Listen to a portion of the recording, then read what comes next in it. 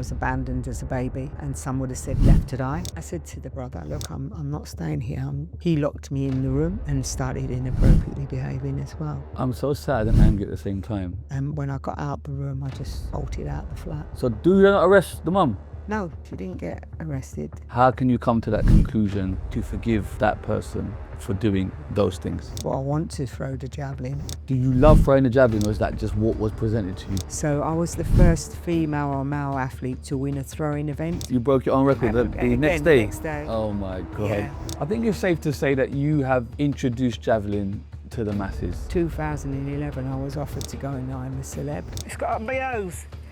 And now when I talk at schools and go, it's the cockroach the kids want to see, not the medals. Do you feel English, British? I mean, obviously my background is Muslim. What was it like meeting Michael Jackson? Just a lovely guy. Very Fatima's important. UK campaign is to help young people to live an independent, sustainable life. Hi, my name's Fatima Whitbread. I'm a former international athlete, world champion, world record holder for the women's javelin, and you can watch me on the Shizzio show.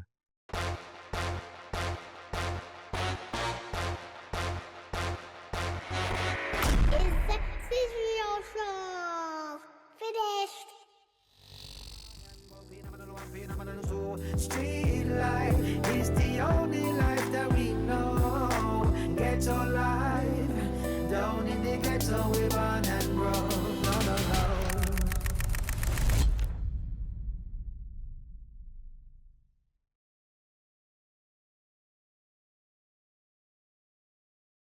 Okay, we are back, another episode. Love to everybody as per usual, subscribing, following. We are climbing and we love to see it. But forget about all that. Real special guest. I don't even know how to do this intro, you know. This is for the first time. I don't even know how to do it. No. Do you know what? I'm going to actually pull out my phone for this because whatever I say is not going to do this justice. But I'm going to say, here we go. I'm going to read this because I actually think this is perfect. One of the most successful British athletes in history and arguably the greatest British female javelin thrower ever. Former world champion, European champion, world record holder, Olympics medalist, author, television personality, and campaigner for children in care, Fatima Whitbread, MBE, is in the building. How was that intro? I'm really impressed. Yeah. And all I can say is, yo, yo, yo. That is unbelievable. When I read that, I'm like, it just don't seem real. Well, it just gives me my age away, really, doesn't it? Right. I mean, I've been out there in the domain for a long time. Yeah. This is my fourth generation. Right. You know, when you look back, my competitive years in the 80s Yeah. were tremendously golden years for sport generally, because we had some great sportsmen and women back in the day. We had Ovett and Co, obviously, in track and field, Daley Thompson. Big names. Yeah. And there was Sanderson, Whitbread in the javelin. And of course, we had Nick Faldo and Ian Woosnam in the golf. In the golf. And in motor racing, we had Nigel Mansell and James Hunt. Yeah. And then, of course, we had the cricket, Ian Botham, Yeah. Gattin, Wow. Lammy. You know, even in snooker, we had Steve Davis, Jimmy White. Dennis Taylor. And then darts, Eric Bristow, Jockey Bristow. Wilson. I mean, it was just a golden period of time. And not only that, with regard to sport, but also music too. I mean, we had some wonderful... But just to have your name in that is crazy. Yeah. Do you know what I mean? Legendary. You are a legend, an icon. Thank you so much for your time, actually. I really appreciate it. Yeah, just a side note, my dad was around earlier. He doesn't give a shit about anyone who comes in the show. Not once has he batted an eyelid about anybody. And as you walk past, I went, do you know who that is? He went, no. I went, it's Fatima Whitbread. He went, no, it's not. I went, yes, it is. And he was like, wow. So I'm privileged. Thank you so much. We've got you come bearing, I would say gifts, but I don't know if I can even touch this. So I'm scared to even touch all these gold medals and... Well, they're not chocolate covered gold medals. They're Right. actually the real thing. So Right. yeah, I mean, these are some of my medals. I won 12 major medals Right. in championships. But I always, when I do my keynote speaking and I talk to a lot of kids in schools, I use them to bring a sense of inspiration and hope for young people. Absolutely. And more recently, I talk at virtual heads or ministers in Parliament and also corporately and try to raise the awareness of my campaign, which is the Phantom Issue. We're going to talk all about that. Can I add to this? Of course, yeah. I don't know if you saw this. Oh, wow, yeah, that's... Can I put that there? You can. Can I add? See, look at that. You see what I'm doing here? I'm impressed. Yeah, come on. It's a survivor. You know what I mean? Shazzy, and I always say when I talk, people ask me, I say, well, who is Fatima Whitbread? Yeah. And let's start with a survivor, because my life was about that, surviving. I did a brief Google, but I knew about this anyway. But let's just go from the start and then we'll go. Born and bred where? Hackney Borough Council. I mean, I wasn't born there. I was abandoned as a baby. Right. And some would have said left to die. Right. So a neighbour heard this baby crying, hadn't seen anybody coming or going in a couple of days. So she called the police. They banged the door down, rescued the baby, which was myself. And then I was made a ward of court by Hackney Borough Council whilst recovering in hospital, and then incarcerated in the care system for the next 14 years of my life. Let's slow this down, because that is a lot to handle. Okay. Yeah. Do you mind speaking about this, by the way? No, it's well documented. I know that, but I don't want people to go, oh, look, he's trying to, do you know what I mean? If you don't want to talk about it, I'm pleased to talk about it, because it brings me round in a full circle to the campaign. Right. To talk about that. How old were you when you were a baby, like when you were found? Well, it was abandoned. It was probably only days old. Days old? Days old. Right. In fact, if I'd have been left half a day longer, I probably wouldn't have made it. So thank you to the neighbour who reported it. So you were left in a house? Yes, in a flat in Hackney. Right. For how many days? 2 days. 2 days, literally left? Just left. Nobody came or actually attended to the baby's needs. And so therefore the baby was obviously crying, making a lot of noise. The neighbour heard the baby crying, and so instantly realised nobody was coming or going to the flat, so called the police. Wow. So when they banged the door down, obviously I was. So they knocked, and obviously, the old banged Bobby's back, them bashing that door down. You know, for me, I mean, could have been fate. I mean, death. Yeah, I mean, in this day and age, I don't know if people don't really care about their neighbours. I think that thing's kind of dwindling. Do you know what I mean? If people hear noise, how many people actually stand up and say, well, actually, hold on here. Let me call the police, or let me do that. A lot of people just be, it'll be all right, it's nothing bad. Do you know what I mean? Yeah, Shazzy, you've hit the nail on the head. Had it have been in the modern day world now, probably not. Probably would have died. Wow. So I'm grateful for the neighbour. And okay, so you get rescued, and then you're in hospital. 7 months. Malnutrition. You're in hospital for 7 months? Yeah, 7 recovering. Malnutrition. Is that how long it took? Okay. Yeah, and nappy rash. Pleased to say I got over the nappy rash. Right, yeah. Right. Okay. Yeah, so 7 months, I mean, it was in Beardsmill Memorial Hospital, which was in London, which no longer exists. And I guess they were looking for the mother and trying to work out, what was happening and assessing the situation. And in the end, they made me a ward of court, which meant that I was under their authority. And in being under their authority, they then incarcerated me in the care system for 14 years, which saw me move to Hertfordshire. So pretty much from birth, you're in the care system? Yes. Right. Did they find mum? Well, what happened there? I've got lost. Sadly, okay. Well, in my recollection, like all care, what I call care experienced young people, when they leave the care system, it's 18. Back then, in my time, it was 16. But you're allowed to then look at your record books, right? And I learned a huge amount from the record books as to my abandonment, and the mother actually had 5 children, right? And she abandoned all 5. Right. So the problem was nobody held her to account. Otherwise, perhaps after me, there wouldn't have been any further children. Right. So sadly, there was 5 other siblings out there. Unfortunately, not all have been able to cope with that. Right. Because there's a lot of trauma that comes when one gets neglected and abandoned. Yeah.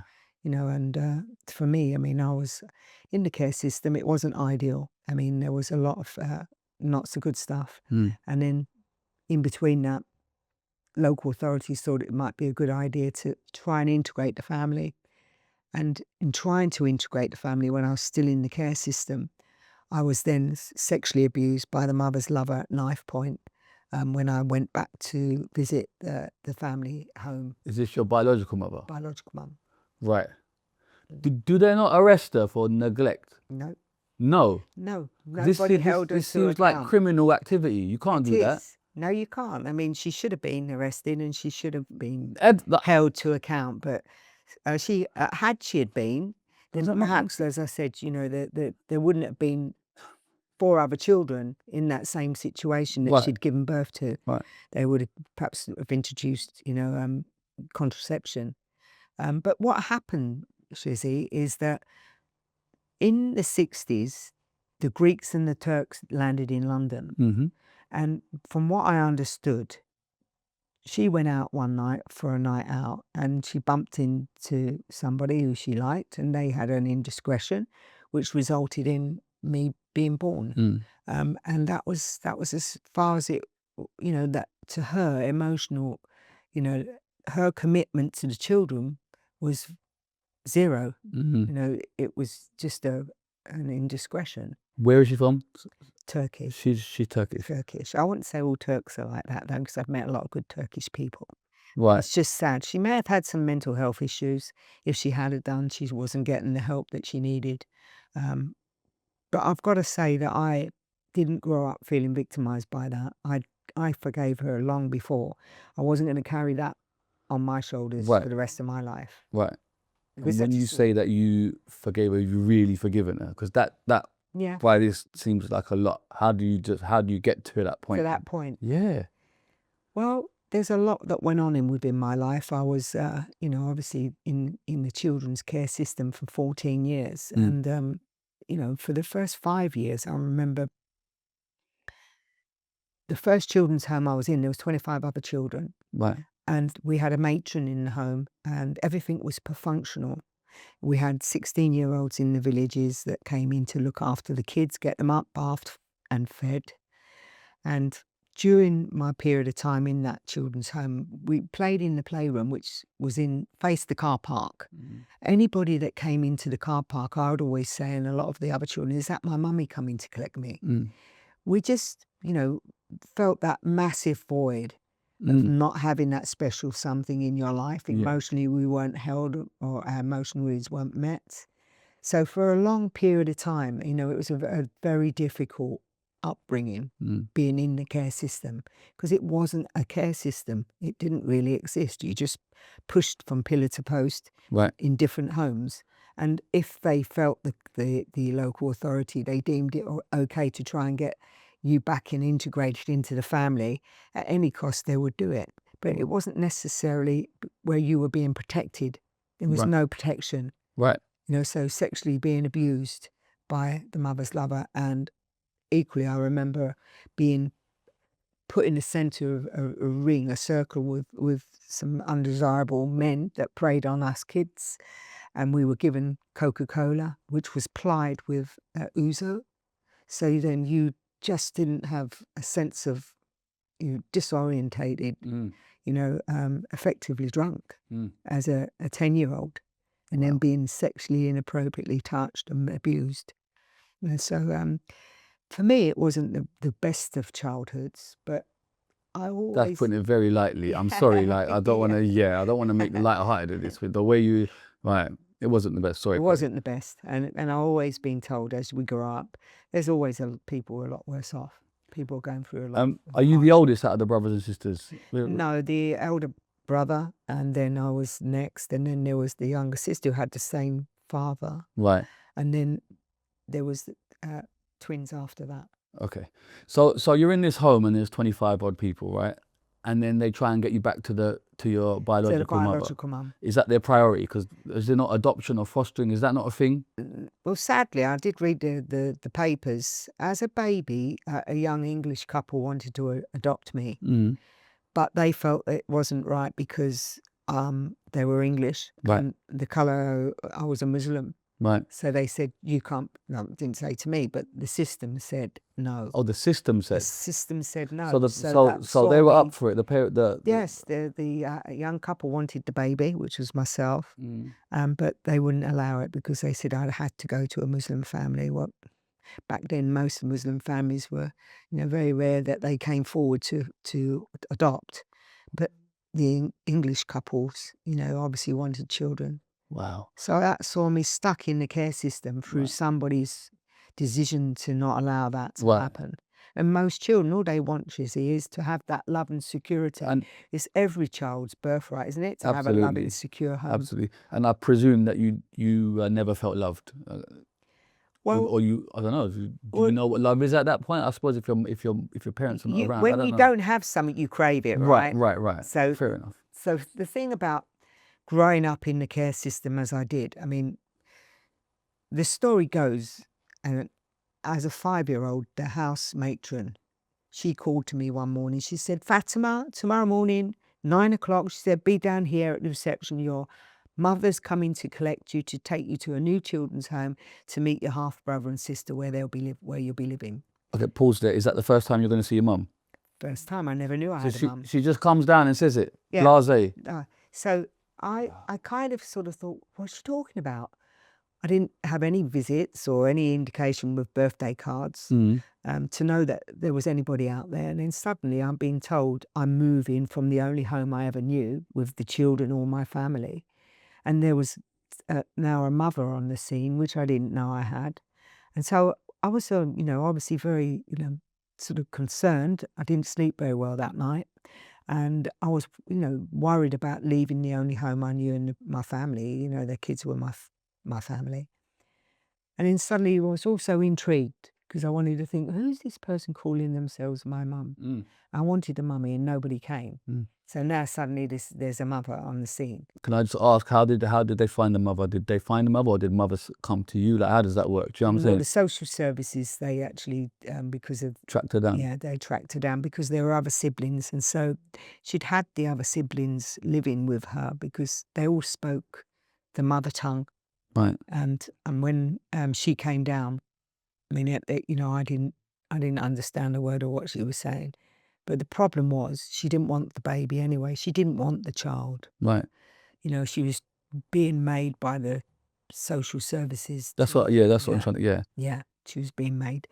So what happened is that I sat at the front door, and when I saw this through this opaque glass window, this pink cerisi movement, the doorbell rang, the matron opened the door. My first impressions were, that's a strong perfume coming through the door, a woof of perfume. And then I saw a big burly lady with black curly hair. And when she spoke to the matron, I noticed she had a gold tooth here. And not once did she engage with me. She never made eye contact or anything. So the lady behind her was a slim, linear, mousy colour hair lady with a duffel coat. And she came in, burst in larger than life, happy and pleased to see me. I thought, this must be my mummy. Because as a child, you want to be seen. You want to be held emotionally. Yeah. And that's what I saw in her. Somebody was looking at me and I thought, that must be my mummy. But obviously, no. I mean, the 2-hour journey down to the next children's home, not a word was spoken to me and I was crying all the way.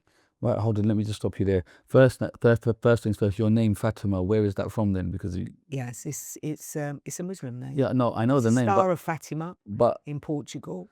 Who was giving you that name is what I'm trying to get at. Well, it was obviously the mum, but when she put on the birth certificate, okay, so they locate you. The father was the brother's name, right? And yes, of course, my name was.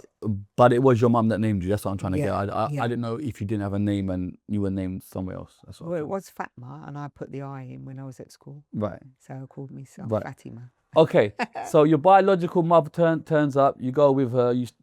It's a bit frosty, shall we say?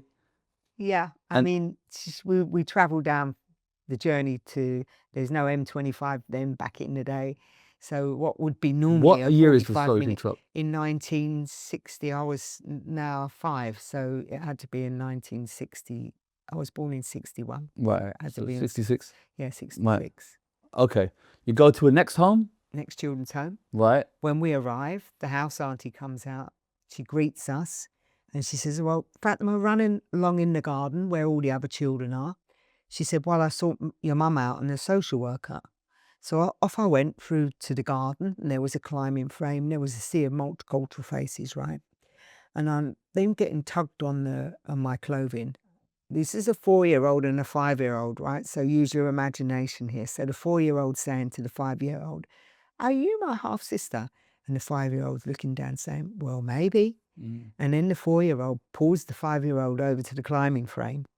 And as I start climbing up the climbing frame, I felt this thud come across my chest and someone pull me and say, "You look after your sister, I cut your throat," in a foreign language.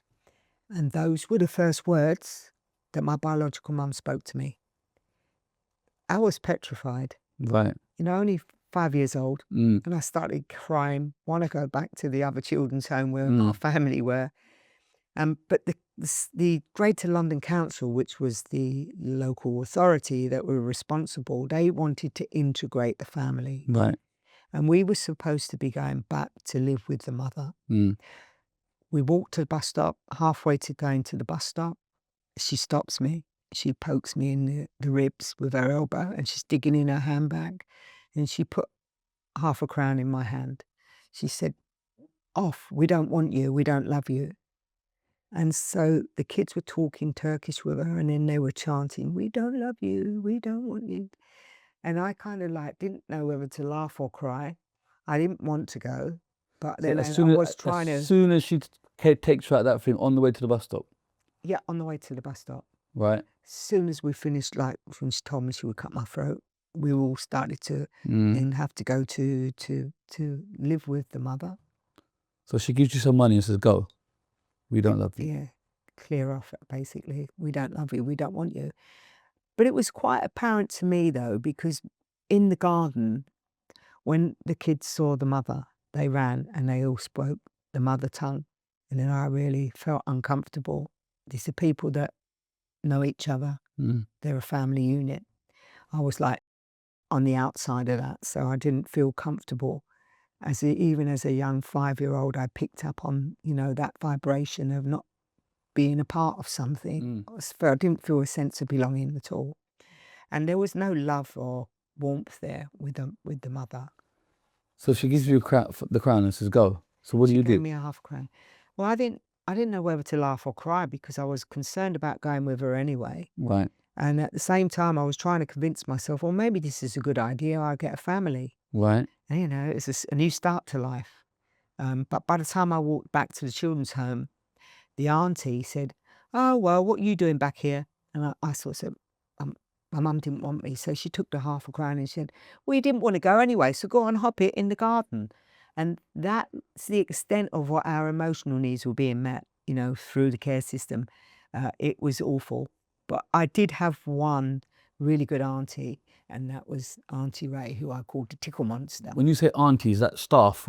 Staff. Right, you call them aunties, not We call them, yeah, not aunties. Right. We have to call them But this first auntie doesn't go back to the mum and say, "What are you doing?" Much later she did. Right. And the second time round, there was a second time where they... Right, so now you moved to this home now. Yes. And you're just in there. We're in there. There's 14 other kids. Right.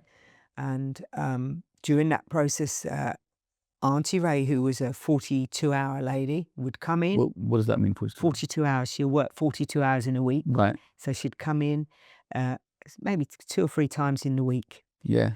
But she's an East End Cockney lady. Right. She was lovely. Us kids felt safe with her. Where was this home that you moved to? Sorry. In Ockenden. Ockenden, right. Yeah. Right, go on. South Ockenden. Right. So Auntie Ray, I mean, I always used to call her the tickle monster. And the reason why I called her the tickle monster was because when she came on duty in the mornings to get us ready for school, I would hide under the bed sheets and Auntie Ray would leave me last one to wake up and she would tickle me. Right. And that's when I knew my day had started, right? Yeah. It's a little game, but I felt held emotionally. Right. And I always used to think, where does Auntie Ray live? And I used to run up the staircase. There was a little port window, cranked my head out the window when she went off duty and watched her walk all the way to the end of the road. Oh, she lives there at the end of the road. Mm. And I was about 10. I decided to go out into the garden areas of all the different houses and pick daffodils altogether. So I pick all these daffodils out of everybody's garden and I walked down to Auntie Ray's house and I hid them behind my back and I knocked on the door And when she opened the door, I said, will you be my mummy? So Auntie Ray said, Fats, come on round the back, let's talk about this. And I thought, I'm going to get telling off for picking the flowers, right? Right. So she sat me in the kitchen and she said, Fats, she said, look, I can't just be your mum. I've got to be mum to all those other children too. She said, but here's the thing, she said, I'm not always there and you are. She said, so why don't you be there, mummy, when I'm not there? Which was really quite astute. What it did for me, two things. It taught me two really important lessons. I started to think about this as a 10-year-old, and then I started calling out all the injustice. There were very many in the children's home with the auntie and uncle, which didn't make me very popular. But I had a sense of important purpose in my life. It gave me a purpose to look after their emotional needs. The kids, when they were crying at night time, wet in the bed, crying for mummy, having nightmares, I would get them up. I would make stories up, nice stories to talk to them, help them change the beds, play trampoline on the beds, and I'd get, like you do, pillow fights to bring a sense of fun, and then drew matchstick men on the steamed up windows in the morning. And in giving them love, I in return received it. Awesome. So in giving, you receive, right? The second thing, what that did for me, it was enabled me to then swivel the lens. So basically, I didn't grow up feeling victimized by my circumstances. It enabled me to have that purpose of need to look after their emotional needs. Right. And not worry about my own need. My need was being fulfilled, the love from being a mum to those children and giving them the love that they needed. And for me, obviously it was important. It gave me a purpose. It's interesting when you talk about it, the memories are very vivid, aren't they? Like Yeah, there's certain really details that you've done and spoken about. I can actually picture it. Yeah. Wow. Okay, so you're in this second home, and then do you go back to your biological mum? What happened next is that the local authority thought it would be good to try and integrate me back into the family. Again? Yeah. At what age is this now? I was about 10, 11. Right. Oh. And coming up to 11. The worst thing was, I was always being told by the house parents, you'll amount to nothing. Right. We're going to get rid of you and push you up to London when the time's right. From the house 16. aunties, the house staff. That's the house aunties. So are the staff not very loving? Because they were very young. They should have been more.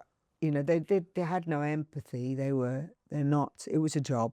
Right. It was just a job. Right. They had a roof over their head. Right. They had a budget which they used but didn't use properly for the kids, but only for themselves.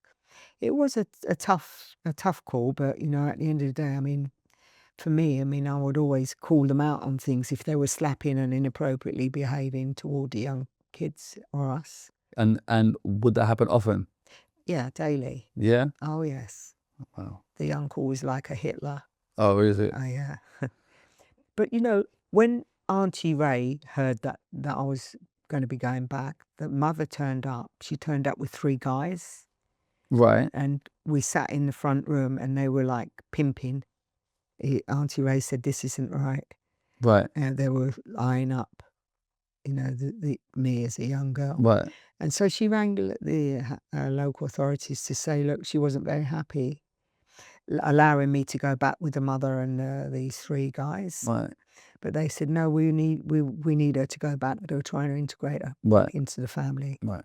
And of course, I did go back and I was sexually abused. Yeah. Raped by the mother's lover. She held a knife to my throat. How old are you? I was only 11. Right.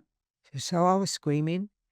And so to shut me up, she was like holding the knife saying, I cut my throat. Shut up. The neighbours, the police. The neighbours next door were banging on the wall and then came to the front door as well. Yeah. And it was a terrifying time. And I wasn't the only one. My other half sister who was there, also we were plied with ouzo in our Coca-Cola cups.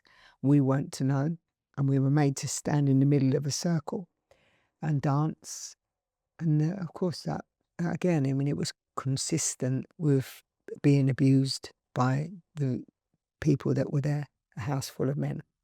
How long were you in the house for? I was over about a week, so not very pleasant. No. Mm. And then what happens? And I begged the brother who was the older one. He was in the house. I mean, the only room in the flat was the one he was in with his girlfriend. And so he would lock the door and I would try not, because the worst thing was the mother's lover used to come into the room where I was in the lounge. And at night time, I could see his silhouette moving around the room. It's scary. He'd come in, no clothes on. And I would try to hide behind the sofas. And then I'd run to the door and bang up the door and I'd tell him to undo the door. Mm-hmm. You know, but sometimes it was not so lucky, you know, to get out the room. I'm so sad and angry at the same time. It's like, I don't even know how to... So how did you get out of this then? So one morning I said to the brother, look, I'm not staying here. I need you to get me out of here. But he locked me in the room and started inappropriately behaving as well. Right. And he had his friends round. And when I got out the room, I just bolted out the flat. You just ran? I just ran. And you got out? And I got out. Right. And I just kept asking people, how do I get back to Ockenden? Right. And I went and got the... Where was the house that you was bus in? to Aldgate. I knew I had to get to Aldgate and get the Green Line bus out to Ockenden. Right. And that's how I did it.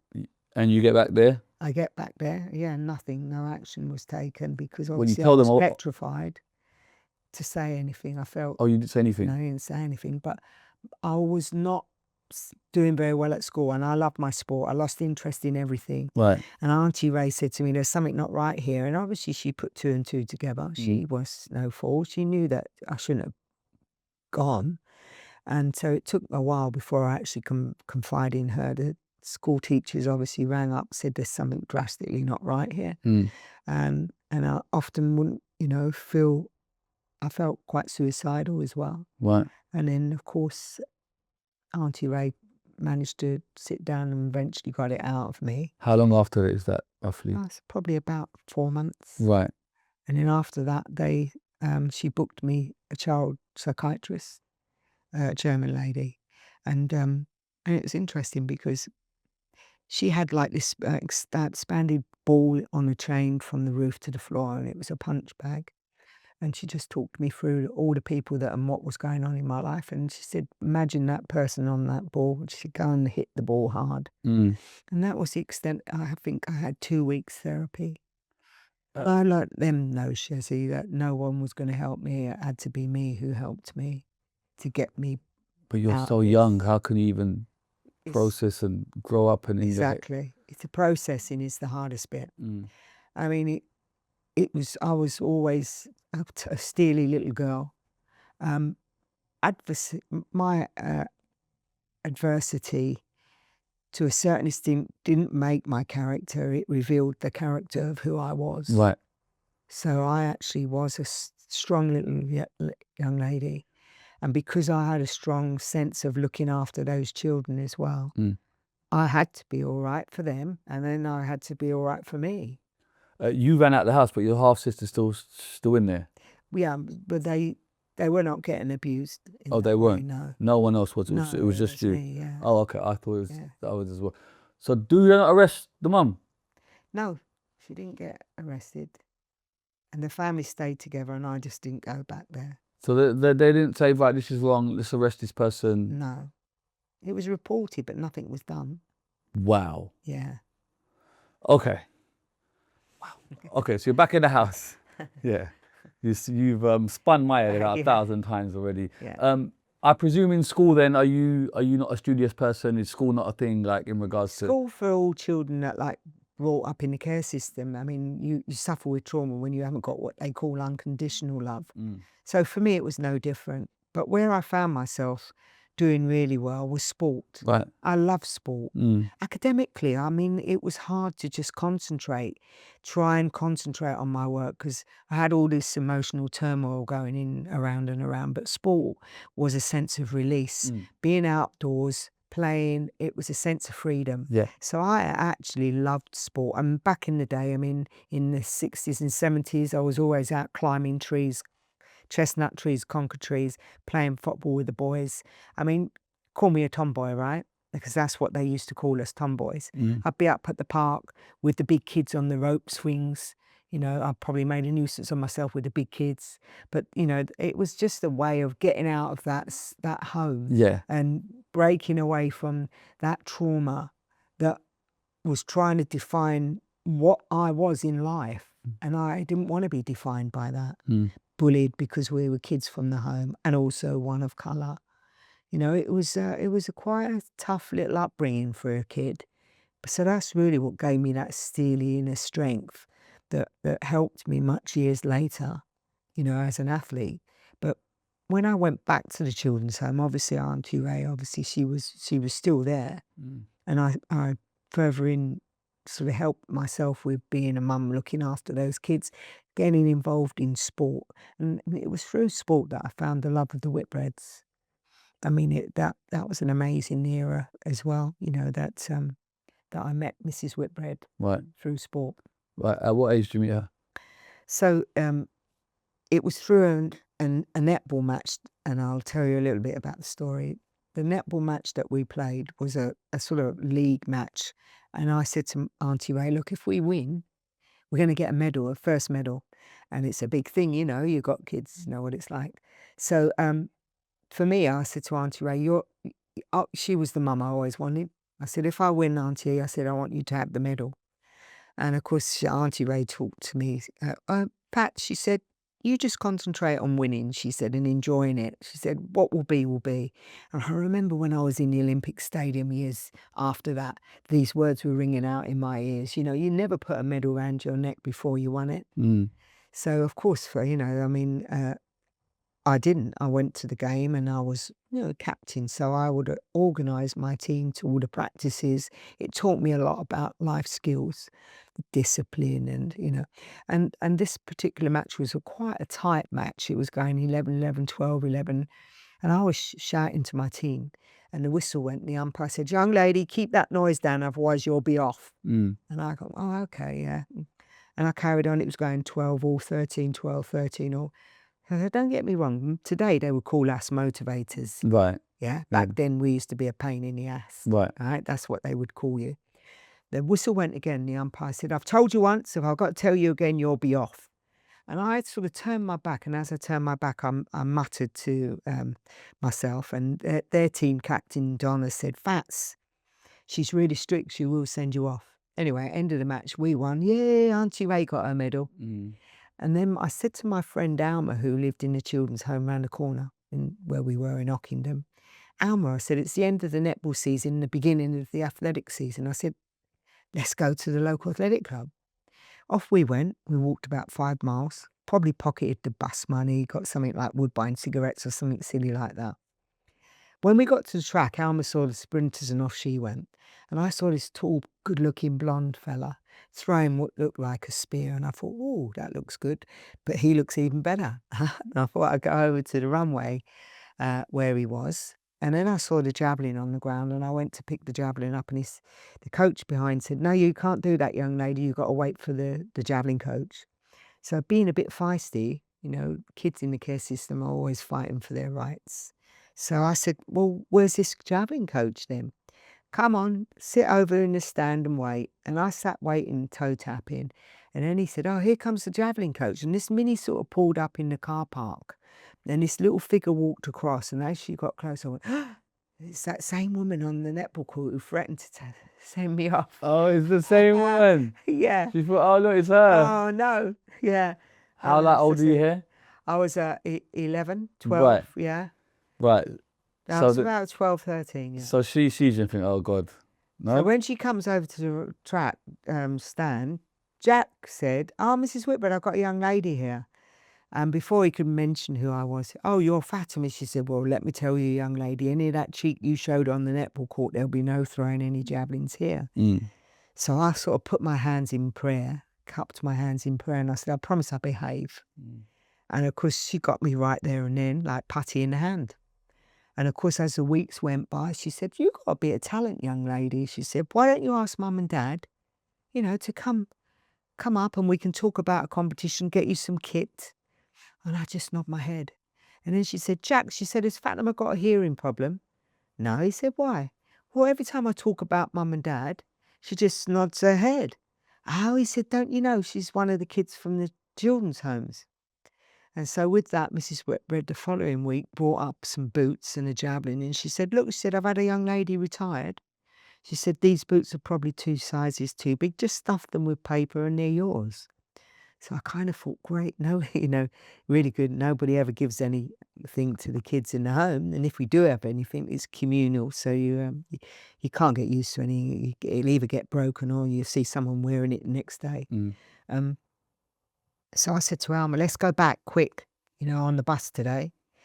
It wouldn't happen today, right? Standing at the bus stop with my javelin. Yeah. Bus driver comes, the door's open and he's going, and I pointed and I went, and he said, get on, get on. So I got on the bus, and when I got back to the children's home, we had German students in the summer. The house parents would go off for a few weeks.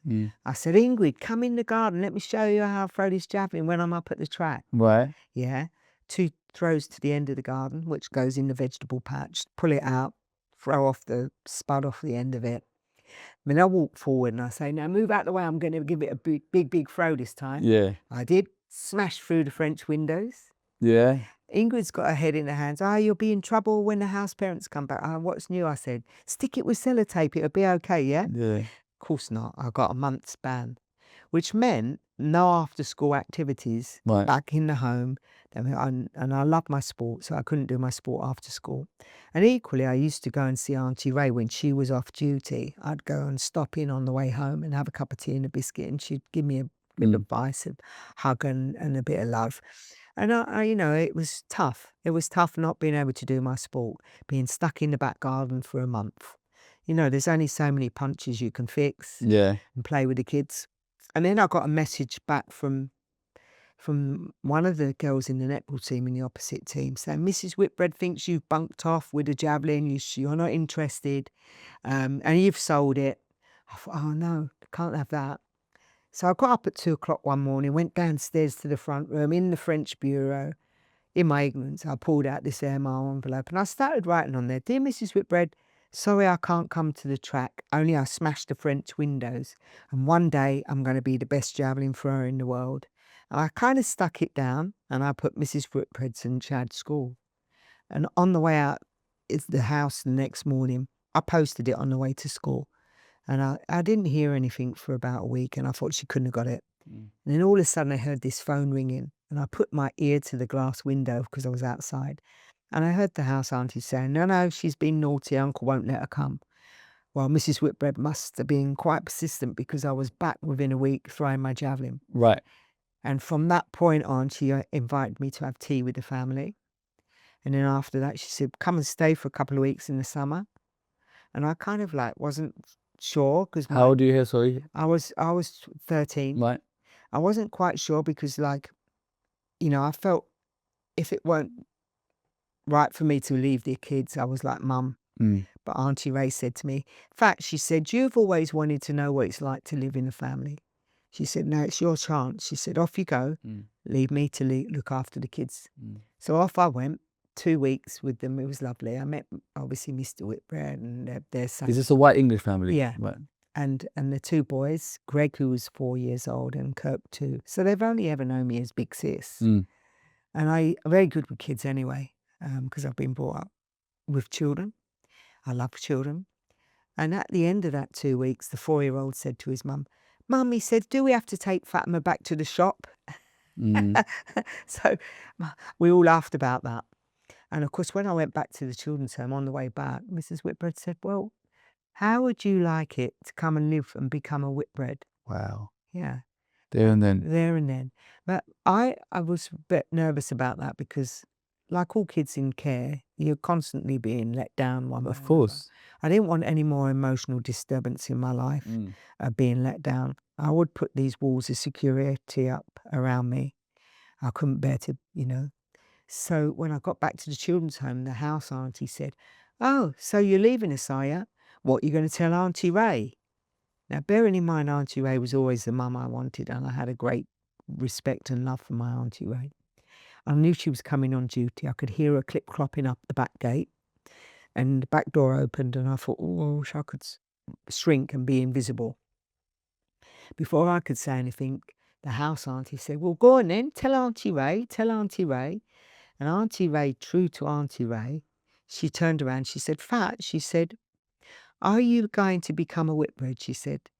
"Well," she said, "that's everything I can't give you, and if I was you, I'd take that with both hands." Wow. And she put her arms around me, gave me a hug, and that gave me permission to let go of what was the care system. Right. And so what I say to you is, this book is all about my bright shining star, Right. my Auntie Ray, the tickle monster, and it's about a young Fatima who was brought up in the care system. Wow. And the book is there to try and help educate people to understand. Yeah, it's like a children's book. Children's book. Yeah, children's book. 3 to 12-year-old book. Yeah, that's like. And it's to try and engage people to think maybe if they open their heart and home to foster a child, if they've got room in their home, or for kids at school that don't know that not all children don't have mums and dads, So it's a good tool, a good book for those kids also that come into the care system who are frightened to know what's going to happen to them. You said earlier that you weren't allowed to be fostered by a white family. So has it changed then? Because yeah, I was by that time nearly 14, and my mum Margaret, Maggie, was very persistent with the local authorities. Things change as time goes on, and she was insistent that that she wanted to give me the loving, secure home. And It kind took of time, but yeah. How long did it take? That was my next question. Yeah, so it took a good year, and obviously it you took had a to year. have, and you had to have people that were supportive and given Right. those. But you're still flying the Javelin in this 1 year. I was, but my mum then said to me, "Oh, When you say mum, Mrs. I'm Whitbread, Mrs. yeah? Whitbread." It took a while before I called her mum, Right, of course. and also for my mum too. It's like roses; they grow on you. That you don't just suddenly. You're fond of somebody, and that fondness then develops, and it becomes love. Yeah. And for me, it was just how it was. The family, I didn't feel comfortable. First, I called her Mrs. Whitbread, and then it was Maggie. And then from Maggie, I then started to say, okay, she gave me permission, and then I started calling her mum. So you moved in what age? And my brothers, they only knew me as Big Sis, right? Right. Because they were 4 and 2. My dad, Mr. Whitbread, is no longer with us, rest his soul. R.I.P. Lovely guy. He was complete opposite to me and mum, in as much that we were the Mad Harrys that chased around doing all the sport. My dad was the bookworm. Right. And it was a great balance, Yeah. So you move in what age? Kind of 14, shall we say? 14. Right. And you're flying the Javelin all this time still? Yeah. My mum said when I moved in, don't worry about throwing the Javelin now. You've got family. And I said to her, no. I said, I love what I do with my sport. I want to throw the Javelin. And I wanted not to be defined by my childhood and when I was in the care system, by being in the care system. I wanted to do something and be successful and take ownership of my own life. And that stayed with me, and I wanted to continue to do it. And what is it about the Javelin? Is that just happen to be what Mrs. Whitbread was teaching, or is there some psychological thing about the Javelin? Yeah, as an 11-year-old, I was always being told you'll end up a prostitute and a junkie on the streets, because that's what London was all about, marijuana and prostitution. And kids leaving the care system back then, and the house parents often told me, we can't wait to get rid of you. You'll be going up to the ball stalls in London and you'll become a junkie and a prostitute. And I thought, really? No, surely not.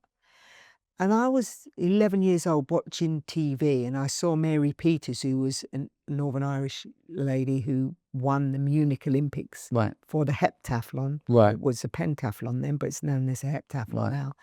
And that was a light bulb moment for me. Right. that's when I knew that was something I could do. Sport was my saviour. Yeah. And I wanted to be successful at something. And then, of course, as it developed further, javelin throwing became my thing. Do you love throwing the javelin, or is that just what was presented to you? That's what I'm trying to get at. No, I started as a heptathlete. Okay. Yeah. Right, and I that's was pretty good at it, actually. And that's to be different. fair. That's different things, isn't it? Yes, you do. With the men's, it's 10 disciplines. The Right. women's, you know. Right. It's a lot And less. then you think, nah, there's something about this javelin. Yeah. Well, the javelin is kill or be killed. Right. You know, when I was all that pent up anger from being in the care system, being treated badly, and the kids being treated badly, there was a lot of. So there is a psychological aspect when you're throwing this thing. Yeah, I mean, you own that domain. When you're on the runway, that's yours. You've got to own it. Right. You know, and there's a lot of hard work that goes into being a javelin thrower champion or a high jumper. It's not just throwing the javelin. Yeah. You know, I'm talking about 3 sessions a day, 5 days a week weight training in a shed. Right. No gyms like you have now. And track running with Daley Thompson's group and the 800-metre run of Verona Elder at the time. So track running 3 times a week, or cross-country running once, plyometric work, bounding up boxes, down off boxes, over hurdles. I mean, I loved it. I was just like sponge to water. Whatever you threw at me, I would do. And I also played county hockey at a high level. Right. As a 13-year-old, I played for the senior team. When they knew my age, they dropped me. I ended up playing club hockey with my mum on a Saturday, and that was my afternoon active rest. You love sports, basically. Yeah, I love sport. I played good golf. I was also offered a career in golf. You should have taken that, mate. Yeah, the no, bloody no, money but I'm seeing yeah, in golf. What the honestly, hell's happening, I mate? mean, yeah, but at the time, I mean, Laura Davis was, I mean, I'm no doubt I could have played and shown even Laura a trick or two. I was a scratch player. Right. But ultimately, I mean, it meant travelling, and I was only just adopted by my family. Sure. And I didn't want to leave my family, you know. Sure. I was still relatively young years, considering not having had a love of the family, being in the family from the age of 14. You know, at 16 being offered a career and going and travelling around the world. I also got a Winston Churchill scholarship, Right. which offered me a place in the UCLA to go and train. But I went for a few months to learn about sport there, and then they offered me a placement there at the university. But for me, to be away from the family after not having a family for 14 years, Yeah. it was a no-gamer. You know, I wasn't going to do that. When do you start feeling the love from the family? Is it Well, instant? it's all instant. Yeah. It's all instant, yeah. Because the young boys were 4 and 2, and my dad was such an easygoing guy. Yeah. And my mum and I, it was mum and daughter, athlete and coach. So there was this sort of bond Right. that strengthened as time went on. That's lovely. So your mum's coaching you. She's my coach. So my coach. So at what age do you think I'm just gonna do javelin now? Forget the rest. Forget the hockey. Forget the heptathlon. Forget all that, mate. Forget the Tiger Woods. Yeah. I started training when I was 13. Yeah. And I trained, you know, as time went on. When I got to mum's, my mum said no, but I said yes, and I just carried on training. I've you know, for 20 odd years. It took me 12 years before I won my first major title. So I was the first female or male athlete to win a throwing event in a major championships Right. at 19 in Bydgoszcz in Poland. And then it took me from when I was 19 in, you know, Bydgoszcz, Poland in 1986. I then won the European title, but in the qualifying round, I broke the world record. And everybody said, oh, you got the wrong day. You know, tomorrow's the final. Nobody's ever broken a world record in the qualifying round and gone back and won the championships the next day. And I said, well, watch me then, you know, because I was a little bit feisty. I was always fighting for my rights. And I said, well, watch me now. I love a challenge. Tell me no and I'll do it. Right. You know, because that's just the person I am. Okay, we've skimmed over this, but you can't just say world record like it's nothing. Like, Yeah, no, how is world that record. feeling when you break a world record? Like, I was peppering all the time as each year went by for 12 years, building up towards it. Yeah. Now, if you look at that as apprenticeship, that's a long time. yeah. So training hard, preparing and improving as each year goes by. And when I reached that period in 1983, Yeah. I won a silver medal at the first inaugural World Championships in Helsinki against a young lady called Tina Lilac. Right. I led from the very first round. I threw a massive 69 metres, which was short of 70 metres. But at the time, that was near to the world record, about this distance away from the world record. And in Finland, that's their national sport, javelin throwing. Right. Like football is to everybody else. Right. And their only one gold medalist was Tina Lilac. So you can imagine the stadium. Like this was from the very start, I threw the gauntlet down.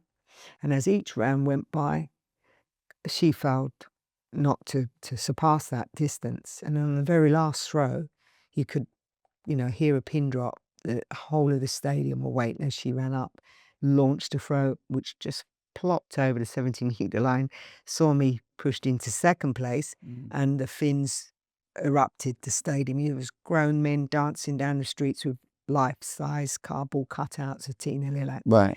And it was a coming of age for me. Made me realise, actually, now I've arrived on the Olympic scene. Right. This is the start of everything. It's different. Yeah, different because you're no longer climbing that ladder. The expectation is there in people, media, the public. There's nowhere to hide. And you've got your own expectation to succeed in as well. What do you put javelin down to? Is it just hard work, or is there an internal, like, God-given talent? No, obviously, I was a sponge to water with hard work. I loved hard work. I loved challenges. I've just, like, in the last 9 weeks, just come back from crossing the Arctic. So As you do. As you do. I love a challenge. Everest, Mont Blanc, You done it. Grand Paradiso, and now You done Everest. Yeah, and in July I will go to do 200 kilometers across the Dolomites, kayaking, trekking, and climbing. So it's all about raising funds and awareness for the charity of Fatima's UK campaign to help young people. I don't mean to be rude, but what's your age? Because I've inspired. 65. Wow. Yeah. That is unbelievable. Yeah. But javelin throwing is like a wine, it matures with age. So here's me, 12 years on, arrived then into the mains arena at the European Championships. And it was back in the 80s, East versus West, what we call the Iron Curtain years. Right. And the Germans always were, showing the rest of the world how great they were at field events and every other event that was, on the track. But they didn't account for this little Brit. Yeah, spanner in the works. Yeah, and came through the care system and wanted to prove something. This was my domain and this was what I choose to do and this is what I want to succeed at.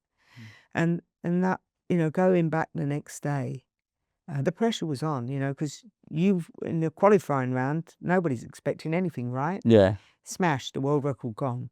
Next day, everybody's swimming all day long. It's showing up on the big screens. Wherever you go, people, are spotting you. Oh, you're the one who broke the world record. You're going to be all right for tomorrow. And they're getting all this. And so it was like next day in the warm-up area, the East German girl, Petra Felker, who was my main arch rival, came in the warm-up area and she went to come and congratulate me. And she said, you win today like this. So I said to her, we see. I said, I don't take it for granted. I'm just very respectful of everything and everyone.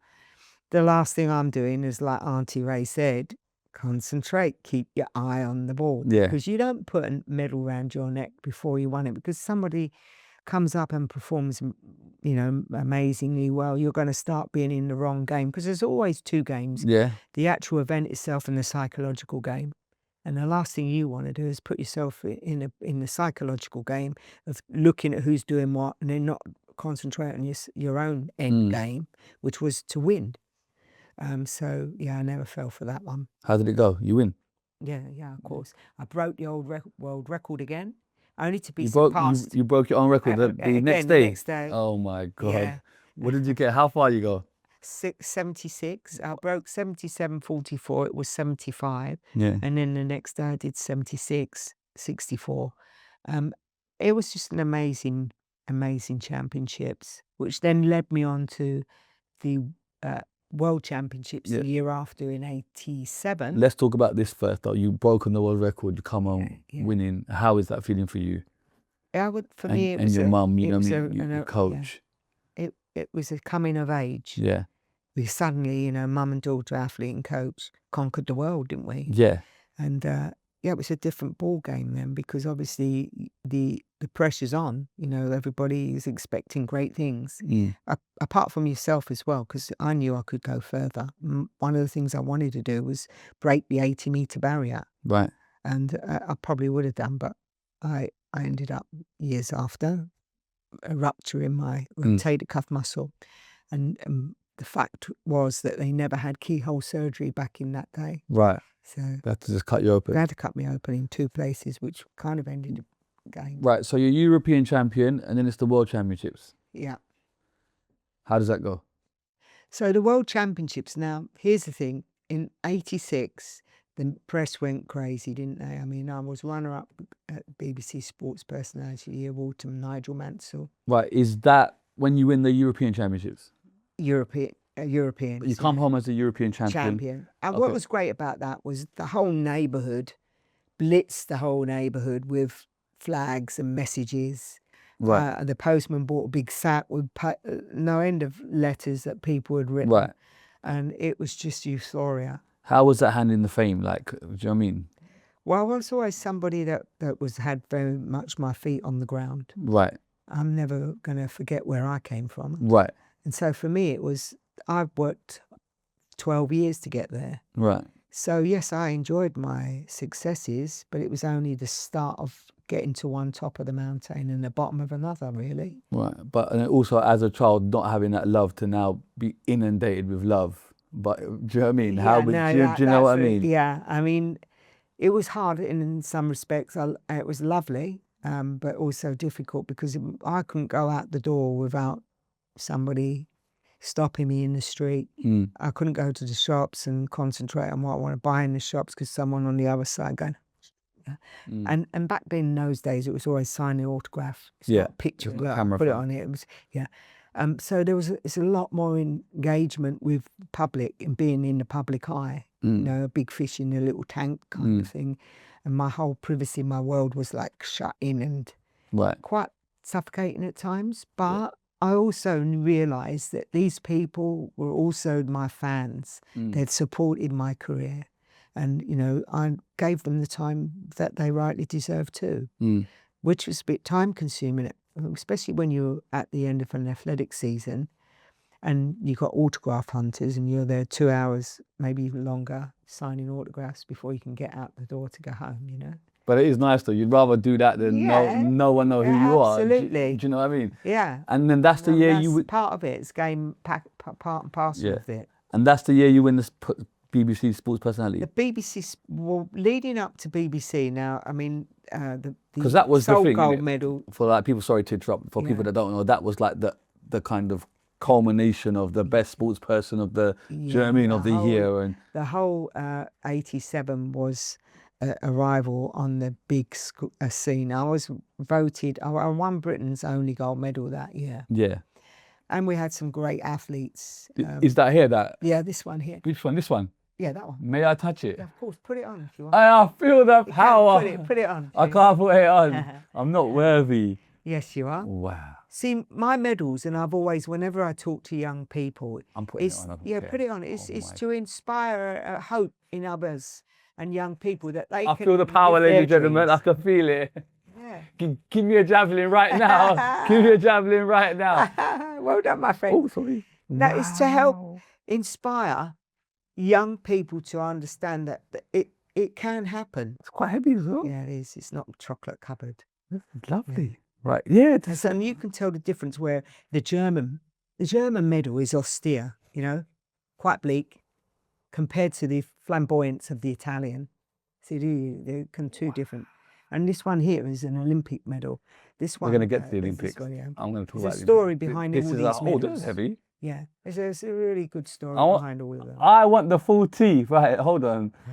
Right, sorry. Now, this being Britain's only gold medal that year. Yeah. saw me being crowned as World Athlete of the Year, Right. all right, by the World IOC, the Olympic Committee, Yeah. and also I won BBC Sports Personality Award that year, and then I got my honour from the Queen as an MBE, which was On the same year? fantastic. The same year. Right, hold on. Who else? Who was second and third in the sports personality? So the second came, I think you'll find it was Steve Davis, Right, Yeah. big name, yeah. big name, and he was a snooker Yeah. champ. And then third was Ian Woosnam. Who's Ian Woosnam again? Rings a bell. Ian Woosnam, he was a golfer. Right, And Nick Faldo, they were two. right. Yeah. Were you expecting to win that? I mean, I got runner-up the year before Okay. when I won the European title and broke them. Who won that year? Well, Nigel Mansell won it, but he didn't win the World Championships. They had a tyre blowout that year. So really, I should have been double. But F1 has got Sports so much Personality eyes on Award. it. Do you know what I mean? Exactly. So I think Right, that's what it is. So what to it even be in was. the mix is wonderful because Yes. Javelin is not on the TV a lot. Let's be jump. Do you know what I mean? I hear you, and Respectfully, I'm that's not- how I processed it. When at the time, obviously, I mean, when you break a world record and go back next day and win the gold medal, the last thing on your mind is winning BBC Sports Person. Yeah. But as you draw closer to that year, that event, you think, "I got start this." actually. Yeah, I got this. Why wouldn't I be in the running? Yeah. Because as I said, Nigel Mansell had a blowout. He didn't win the World Championships, but because it's in a big following, a big fraternity, most people will get to vote. But I think it's safe to say, I'm going to put it down. I think it's safe to say that you have introduced Javelin to the masses in the UK. Well, it inspired our young But that's men what I to mean. do it. I don't think prior to that anyone cared about Javelin. Can I say that? It's very true. They didn't watch it. I know Steve Backley. Was it Steve Backley after? Steve Backley. But that was afterwards. But Steve was inspired by what I'd achieved. But that's what I'm saying. Like, And also Tessa, because Tessa was my inspiration when I was younger. I'm 5 years younger than Tessa Sanderson. And Tessa was my inspiration. And then when I reached a certain height and level in performance, then I surpassed it. The next one was Petra Felker from the Right. DDR. But during that period, it inspired, winning the throwing 77 metres for winning that gold medal would have placed me, I think it was 5th or 6th in the men's event, okay. right? Right. So So this then one here, it the- was 5th in the men's event. In the men's event. Okay. Where Which you get this? beat our British men at the time, Right. was higher placed. Right. It would have placed So me you're higher throwing than the men javelins then. are higher than right. Yeah, Okay. Right. So what that did is made the guys realise actually we need to get our finger out. Right. So it inspired them Yeah. to work hard. And Steve and my late husband and Steve's dad, John Backley, they were in the Metropolitan Police together. And Steve was inspired with my javelin throwing, and he asked his dad if he wanted to meet me. So then I was playing hockey. His dad brought him over to the hockey match. And in the half time, I took Steve for throwing. So it's because of you that Steve Backley exists. And I coached Steve to become world and European And look at junior that. title. Look at that. So you put javelin on the map. And just to have it right, you're throwing better than British men javelin throwers at this junction. Yes. At that time, that was and again, as I say, I was voted female world athlete of the year that year, Right. all events. Right. So that was pretty, a good achievement. How was that to handle? Because I presume now the fame is going to a next level now. Well, what made it difficult for me was the press then picked up on my story as being somebody who was brought up in the care system. Right. And not a lot was spoken about it, but they went and sourced the biological mum. Okay. They took a picture and put it in the frame of me. Took a picture of her holding the frame with me and saying, "I want my blood daughter back." Is that what she was doing? Yeah. Right. And that caused quite a lot of upset for me and my family. Yeah. And the press then, were demanding that I write my story. My late husband said, "If you don't write it, they will."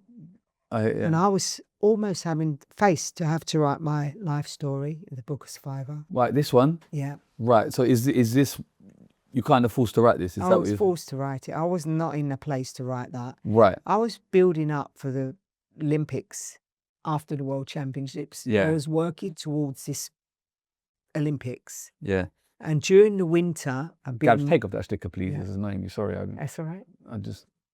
Yeah, go on. So during my preparation, after winning the World Championships, being made an NBA, BBC Sports Personality of the Year award, there's a lot of accolades. It was then pushed on me to have to write my life story. Right.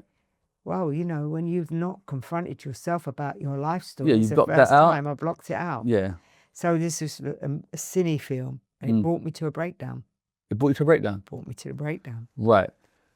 So you're pressured to write a book. If you don't, the press is going to write your story for you. That's right. Okay. Could you not just do an interview and say what you want to say? That, like, why did it have to be in book form? Is what is I presume I want to. Thank you. Is what I'm trying to get at. Because it was serialized already serialized by the Daily Mail. Right. The book itself, I mean, all kinds of stories would have come out in the domain. It was told that you need to write it and do it properly. Write it as your words and how it happened. And so I did it, but it brought me to a breakdown. And I was trying to prepare for this Olympics. Right, whilst you're writing this book. I was writing that book. Right. And then when I had this breakdown in the winter of preparation for the summer, you know, I struggled. In a council flat in London, a three-month-old baby began to cry. She cried for the next 2-3 days. She had been left alone in an empty flat with nothing to eat or drink. She was filthy. She was ill. That baby was me.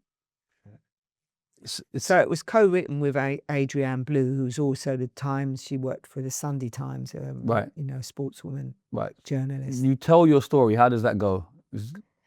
So my story is just as I've said, really. Yeah. I mean, you know, abandoned as a baby, and some would say left to die. It's a human interest story. Is there a sense of a relief? At least you get to tell your story, or someone's hearing your story for now. For now, finally. For me, I mean, at the time, it was quite shocking.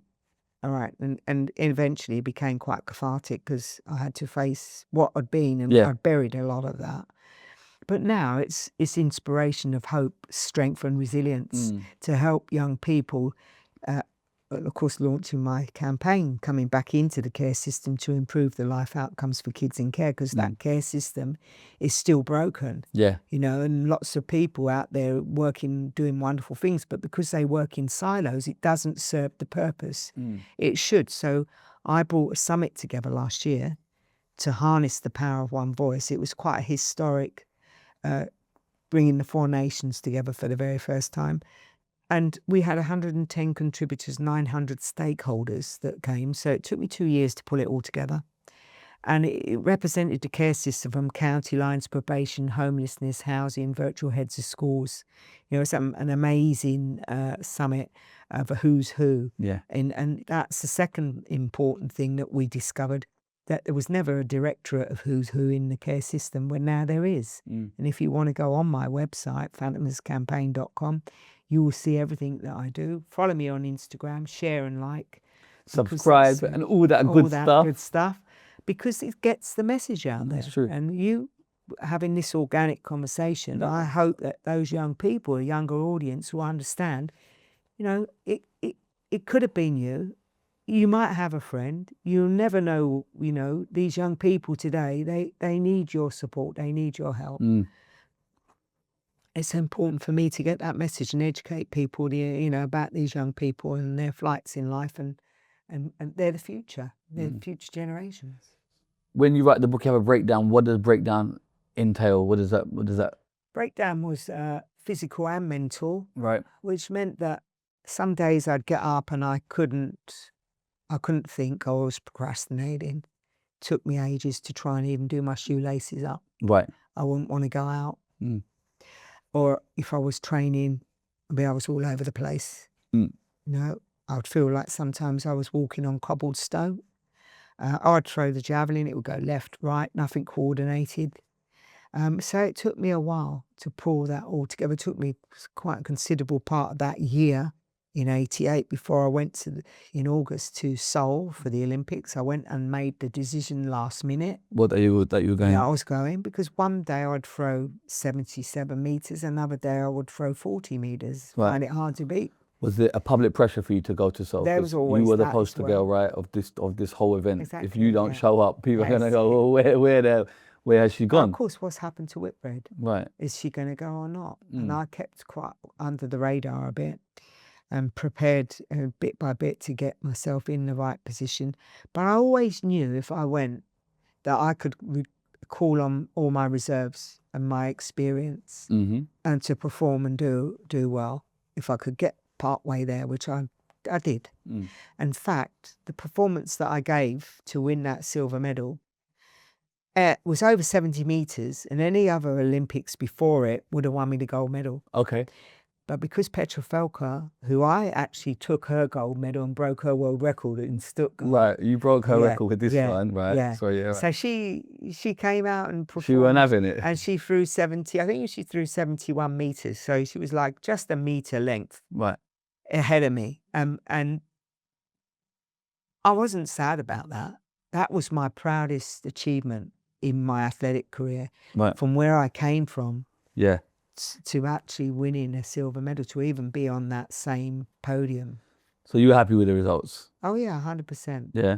I mean, it was another learning for me. I mean, I've always said, you know, it's not always been for me about the gold medals. It's that journey of self-growth from coming out of the care system, learning about who I am and what I am in terms of how I deal with it. And of course, coming back in a full circle now and inspiring other young people and trying to improve the life outcomes for those young people in the care system. Was there, when you came back, did you feel like you had disappointed the British public? The British public, you know what I mean? They were 100% behind me. Yeah. I mean, there have been articles out there explaining also the fact that, you know, what happened with the biological mum. Yeah. And the fact that, you know, writing the book was a step too far for me. Right. Because it brought everything back to the surface. Yeah. Was not ready for that. Right. And I didn't want to do that. But, you know, having done it, I had to live with that decision, that what we did, you know, in terms of the book and the performance, really. Pretty good performance considering. Yeah. Is this real silver? Are these real gold? Because no, they're plated. They're plated, aren't they? A lot of people say, it's real gold, it's real gold. I was recently on, I've filmed Antiques Roadshow. Okay. It comes out in September. Right. And we talk about like a lot of things. One was the javelin. When my mum threw the javelin in Cardiff at the Commonwealth Games, it was beechwood, the javelin. Okay, yeah. Made of beechwood. That's true, yeah. And the javelins that I use is aerodynamic javelins, carbon fibers, which is what they make aircrafts from. But you know, you have to know technically how to launch these spears, otherwise they just fall out the air like a brick. And I was talking, you know, about this, and also my Luby Loo doll, which is a 60s doll, which Auntie Ray gave me, Right. which was my go-to when I was a kid. Right. So it was the one who I spoke to when I was upset. Right. And it's just that, you know, that program also brought it back to me, actually. You know, when you look at how, you know, the journey that I took, it's an amazing story. Absolutely. You know, of inspiration and strength, of resilience, to help inspire other people to realise that, and you can all go through adversity. It doesn't spell the end of your life. It just means you have to turn your pain into power, you know, and you'll discover the true character of who you are. Did you not think of doing like shot put as well and discus and just say, fuck it, let me just do everything and be a Carl Lewis and just win everything at once? Do you know what I mean? You know, I did start off as a heptathlete and I did win quite a bit, but you know, when I fractured my lower back. How did you fracture your lower back? It just like a weakness within my spine. Okay. When I saw the training, I suppose. Yeah. And when I had a recent scan on my back, the doctor was horrified. He said, your walking statistic, you've got 72 hairline fractures in your back. Really? I mean, most sports people would be always training through something. You're always walking that fine line, that tight rope. You either fall left or right, injury or illness, because you're finely tuned. You know, so for me, you know, there's always going to be. How do you make money when you're doing this stuff? Where Back does in it the come 80s, from? 70s, 80s, no. The sort, yeah. Sport was not. I was tailblazing as an athlete back then because it was East versus West. I was a girl of colour. I had muscles where muscles weren't, spoken about back then. All the girls work on their booties now. But back then, you know, I mean, I remember I said, I'm no Bo Derek, but Bo Derek can't throw a javelin. Right. There's tools for the job. And I loved what I did, so I went all in. So worked hard, got a really good body. And it was always, oh, she's got muscles, you know. Well, now all the girls have got muscles. Yeah, but how that was it so then? it was then back, but it's quite hard really, I suppose, because press would always put an action shot in the press, in the papers, and it was me fully giving it like muscle. And then, of course, it was about equal pay as well, you know, when women and men. I mean, I had to fight really hard to get equal pay for, you know, when we first went professional, from marriage to professionalism. You were competing against people like Ovett and Co. and Daley Thompson, and they were winning gold medals, and the tariff was quite high for them. You know, they get paid X, Y, Z. And then this little Brit like Fats, little woman, comes out and starts breaking the world record, winning gold medals, and they were giving me a bag of cherries. But where does the money come from? And I said, hey, hold on a minute. I said, that's not right. You should be paying me equal, same as the guys. Yeah. The money came through sponsorship, Right, that's the televised main. events. Okay. Yeah. Right. And it's not enough? Well, bag of cherries, isn't it? Yeah. So You that's know? so then what? Would you like what's to the be given a motivation bag to of keep? cherries? I That's mean, I what like the cherries, No, mate. that's what I I'm do saying. like So cherries. when you look at these athletes, you think, what is the motivation of That wasn't my motivation, though. Yeah. My motivation was that I was a survivor. Yeah. Did not want my life to be defined by my being brought up in a care system. It started from a very young age, and I wanted to see it all the way through. But it so happened, you know, when you become successful comes a big lot of responsibilities. We all got a responsibility to the young people. You know, you the way you behave, you know, and the way you act. You're an example to young people. And for me, it was also about making a living. It was an amateur sport coming into professionalism. And I saw no reason why I should just be getting a bag of cherries when I was a world champion and breaking world records. You know, I felt I should be, as a woman, equally paid on that tariff, bronze, silver, gold. So I fought very hard because I knew the generation behind me of women would have the same problem. So fortunately, I managed to overturn the bag of cherries, eat the cherries and have my money as well. Yeah. Do you know what else I got as well? So I was at one time the highest paid woman athlete in the world. How much roughly are you making? Ballpark? In that time, it wasn't nowhere near enough. Well, I mean, what are we would talking? say a couple 100,000. A year? Yeah, probably, but Okay. only for a short period of time. But it was a Okay. lot of money back then. That's a lot. I was saying, a lot of it's money. a lot of money. That's a lot of properties, you know. Yeah, no, I bought my first home when I was 26. How much is it? At the time, 300,000. Then I sold it for whatever. What, 2 million? Yeah. Oh my God! When did you buy? I downsized. That's my pension. Yeah. You gotta think your career doesn't last forever. I love that for you. So you fully do not. invested. You didn't. Fully invested. You didn't I buy. didn't waste things. my money by driving big cars and going on holidays chasing the rainbow. Yeah. I realised that, you know, one day this is all going to come to an end. Yeah. And I need to survive. I bought my mum and dad a house because they had troubles. I also bought my brother's cars, helped them in their careers. So I've spread it equally. Done well. Yeah, done a lot with it. Look at this. Look what I found. Well, I didn't find. I sourced it. That's great. Look at that. It's really great. Look at that. I love that. It's They a used to Panini sticker. Yeah, they Remember used to have sticker book? sticker cards. Yeah. Look at this. Look at this. Fatima Whitbread, London, England. What's this? What's 3390? Oh, 1961. Is that your birthday? 1961. 3rd of the yeah. 3rd. World record holder for the javelin. She won gold at 19. 1979 European Juniors, 1983 European Cup, and 1986 European Championship, silver in the bloody hell, silver in the 1986 Commonwealth Games, and 1983 World Championships, and bronze in bloody hell. No, I won 12 major medals in different championships for that period of time. It was, you know, for a woman athlete, a thrower, it's amazing. And I presume you're doing adverts and all stuff. I was fortunate that I did do a few, not massively, but I did do a few. Yeah. I was also on a lot of game shows. Yeah. Krypton Factor back then. Krypton Factor. Oh my God, the assault course at the end. Yeah. You won that. Yeah, tell me you won that. No, I did. Yeah. And then there was the puzzle one. I know, but it was a fantastic era. But then the 80s. I call them the golden years. Yeah. Because athletics then and sport generally, there were so many wonderful. But you're a household name. Yeah, it became a household name. Do you know what I mean? It's like, I don't think because I think people there was no call internet me like then. a national treasure now. But right, but I'm when saying they say that, I mean, I think it's just I was fortunate to succeed in my career, and generationally, you know, I mean, I've been through 4 different generations. Yeah. You know, and I'm still going, and so that I'm grateful for that. Yeah. And now my biggest achievement is through my campaign, you know, of succeeding. I'm going to talk about a campaign. Don't worry, I haven't finished with you yet. Don't worry.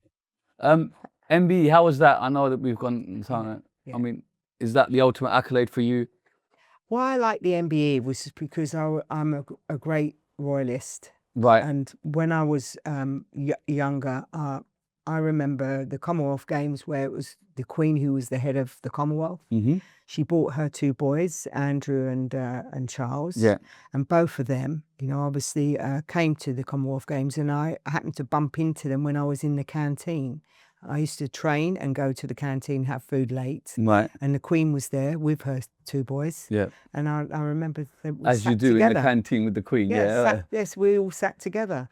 And so it was when I actually got given my MBE by the Queen, the Queen then said to me, "You've come a long way, young lady." You've come a long way from the Commonwealth Games. From the canteen. From the canteen, yeah. So no, it was lovely. And I've been blessed because through my sport, I've crossed so many paths. Yeah. I've danced with Michael Jackson. Oh my. I've been and sang with Shirley Bassey. Right.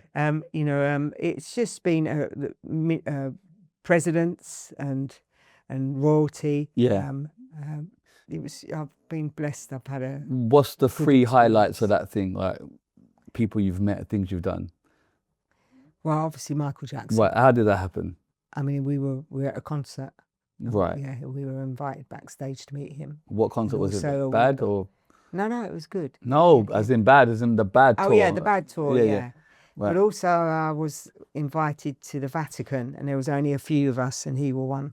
Right. So we met there, and also we also had the, you know, what was it like? Conversation. What was it like meeting Michael Jackson? He's a lovely guy. Yeah. How does that conversation go? Well, just talking about javelin throwing. Really? Yeah. He's asking, there you go, hey, how do you you throw the javelin? Yeah. Yeah. Just conversation, And then you're dancing with him? Dancing with him, yeah. Really? Amazing dancer, isn't he? Obviously. Yeah, I know. That is crazy. And then Shirley Bassey, because as a youngster, the irony of that was Auntie Ray always used to call me a little Shirley Bassey. Right. Right? Because, I mean, I had my dark hair and, you know, long curly locks like Shirley Bassey. So we always used to sing, "Hey, big spender, spend a little time with me." Right.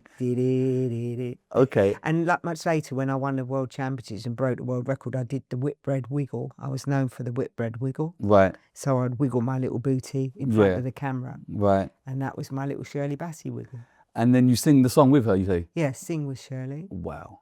And then, you know, I stayed at the royal home of the Princess Rainier and Princess Grace when I went to Monaco and won my gift for being World Athlete of the Year. So Prince Albert was there too, and we went to the casino.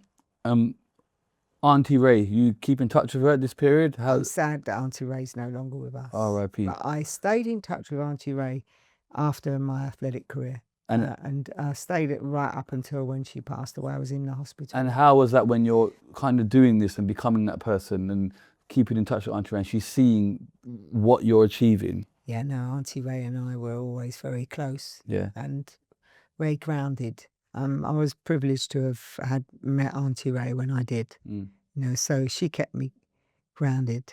And I think the lessons I learned from Auntie Ray was largely made the person I am today. Yeah.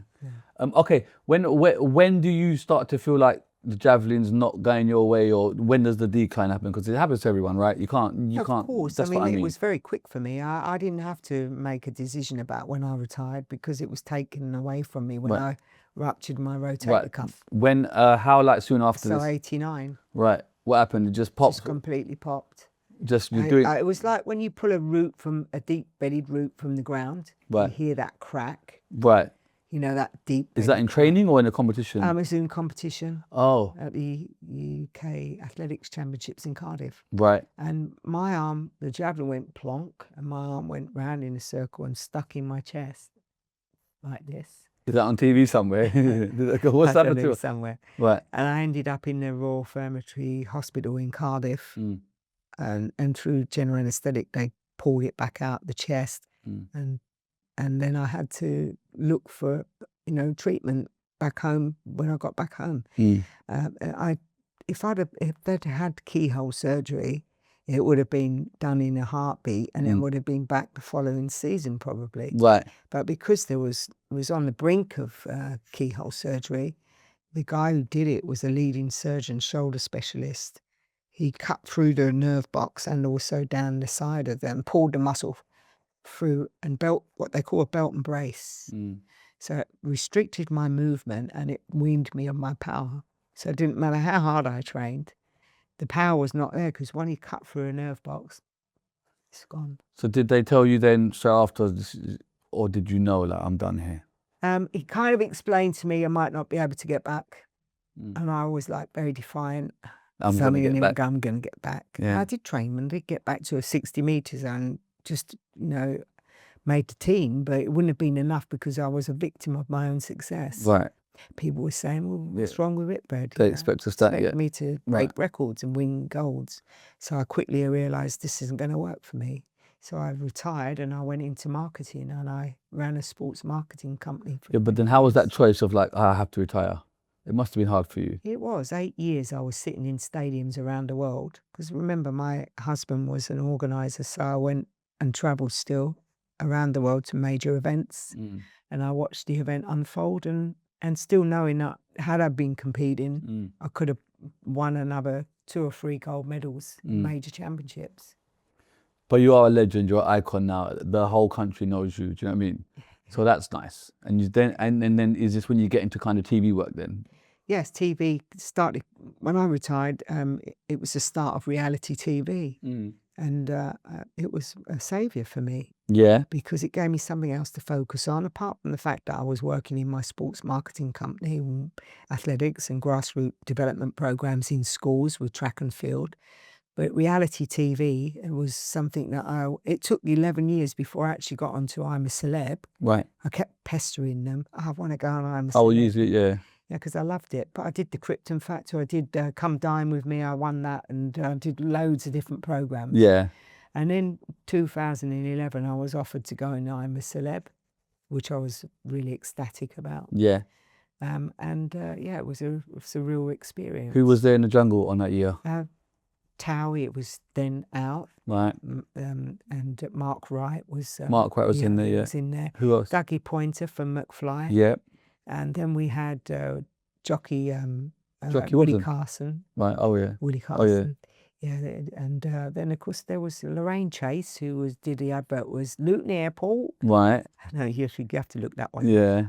And Heart to Heart Steffi, the actress. There was some really good... So how was that experience for you in there?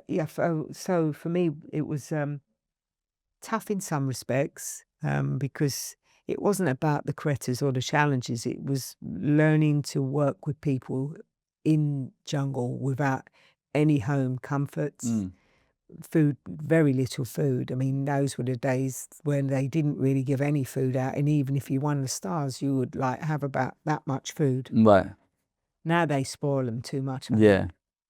So for me, it was learning to get on with people.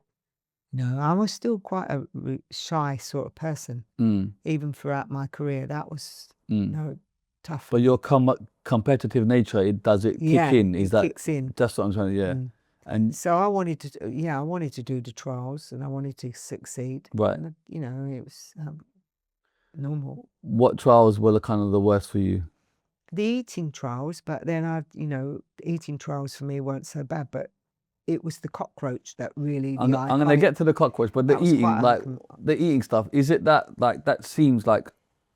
Yeah, the eating stuff, when you're eating like fish eyes, tastes salty and bloody, and you're biting it and chewing it, and it pops, and then of course you've got that lens, that you're chewy, right? But the worst thing was that you had to fill a vial. You had to eat as many fish eyes and spit it into the vial until it reached a certain height, and then you had to drink it. Yeah. And then there were other games as well, underwater and stuff like that. I mean, I love anything like that. And then you go viral in the days of viralness doesn't exist. That's true, yeah. When flipping the cockroach gets stuck. Yeah. Well, what it was a knockout between Pat Sharp and myself, and you had to have your head in a casket, and they put all sort of critters in there, and there was 8,000 cockroaches. Well, if I'd have been a bit taller, it would have fallen out as they put them in underneath. But because I was short, my head was like this, and it swung round and went up. The 8,000 cockroaches just slid into the helmet, and then one went straight up. And it wasn't just here, it went in behind. Right behind the ledge. It was stuck there for 40 minutes. And you could feel it. It's very little legs, because with a cockroach, it's got about 8 legs or so, and you can feel them all moving around. Here? So yeah, right on the ledge behind the eye, there. And I said to Dr. Bob, "Where's this thing going to come out?" Right. So he said to me, it can either come back down your nose. He said, out your mouth, out your ears, or out your eyes. And I just sort of went, wow, But you appear to be very calm. Well, you have to be. There's nothing much you can do. What do you mean? People will be panicking, going absolutely crazy. You just appear to be stone cold calm. Is that just, I don't know, what is that in you? Because I don't know either. Okay. And this is the cockroach? That's the cockroach. Are you joking me? So look, what this is the cockroach that came out of my nose. This cockroach. It came out your nose in the end, didn't it? Came back out my nose in the end. So this cockroach, I mean, when he eventually hit the ground running faster than Usain Bolt, right, he then keeled over. So I then decided it was dead. I thought I'd take it home and show the boy, or take it out, because my boy was outside. And I thought, when I leave, I'll take it out. And then I kept it for some silly, strange reason. I kept it. And then when I got back, I decided, everyone was asking me about the cockroach. What could you do? The next thing was the British Museum put him in resin. Yeah. And now when I talk at schools and go, it's the cockroach the kids want to see, not the medals. It's crazy, isn't it? How is that as well? Like a new audience, but they don't really know everything you've been through, how you have set the trend, how you have brought Javelin. That's all right. How you have been young people love reality TV, but that was an iconic moment. So every year, is that they talk about the cockroach. It comes up. Yeah, but is that annoying for you? Because not really. I'm blessed, aren't I? Yeah. Because obviously it was something that happened in my experience with being on I'm a Celeb, and it gives me good airtime. Did you go back there? I went back in, of the first Legends one. Yeah. I think I was in with Carol Vorderman, right. Paul Burrell, the Royal Butler, and then I had quite a few good people in there. It was fantastic. I liked South Africa because you didn't have a voting audience. Right. Wasn't live. And you were up against challenges head to heads. And that's where I come out in my own. And Myling Class was there as well. It was a really good. Did you watch the recent one? I've saw the recent one, but I didn't watch it all. But yeah, I Because mean, David Haye seemed to go viral saying a few. yeah, but you know, when people are in those conditions, and it's really hard, when they're under a lot of pressure, they're tired, hungry, you know, their natural way, he's a competitor, isn't he? Yeah. So, I mean, it's just, it makes people quirky. And that's what it's about, entertainment. Mm. So, rightly or wrongly, I mean, the public switched on and they were 100%, you know, engaged with what was going on. Is there a show on your bucket list that you want to do that you haven't done? Well, I would love to, there are a couple actually, yeah. I'd like to do Across the World. What's that one? You know, Destination X, isn't it? Oh, right, yeah. And the one where they run and they have to get to a certain place across the world. There's usually about 8 competitors with a family member or a friend. Right. Yeah. Okay. I love all those sort of things. You did SAS, didn't you? I did SAS, Who Dare Wins too. That was an amazing Right. How was that? Because that seems tough, but you seem Tough. like your that was my thing, isn't match. it? Yeah.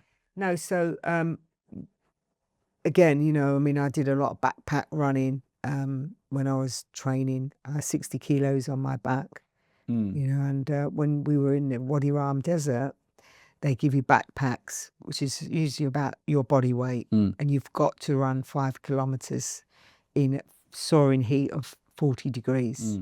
And there's no hiding away there. I mean, they call it Hell Week, which is what all soldiers and army, you know, they go through the Hell Week of training.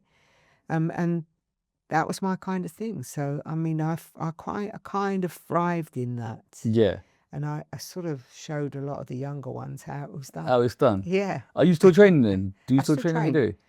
That's part of my well-being. Yeah. I mean, it's a lifestyle for me. Right. So I'll always train as long as I can. And I'm always ready to do something. Yeah.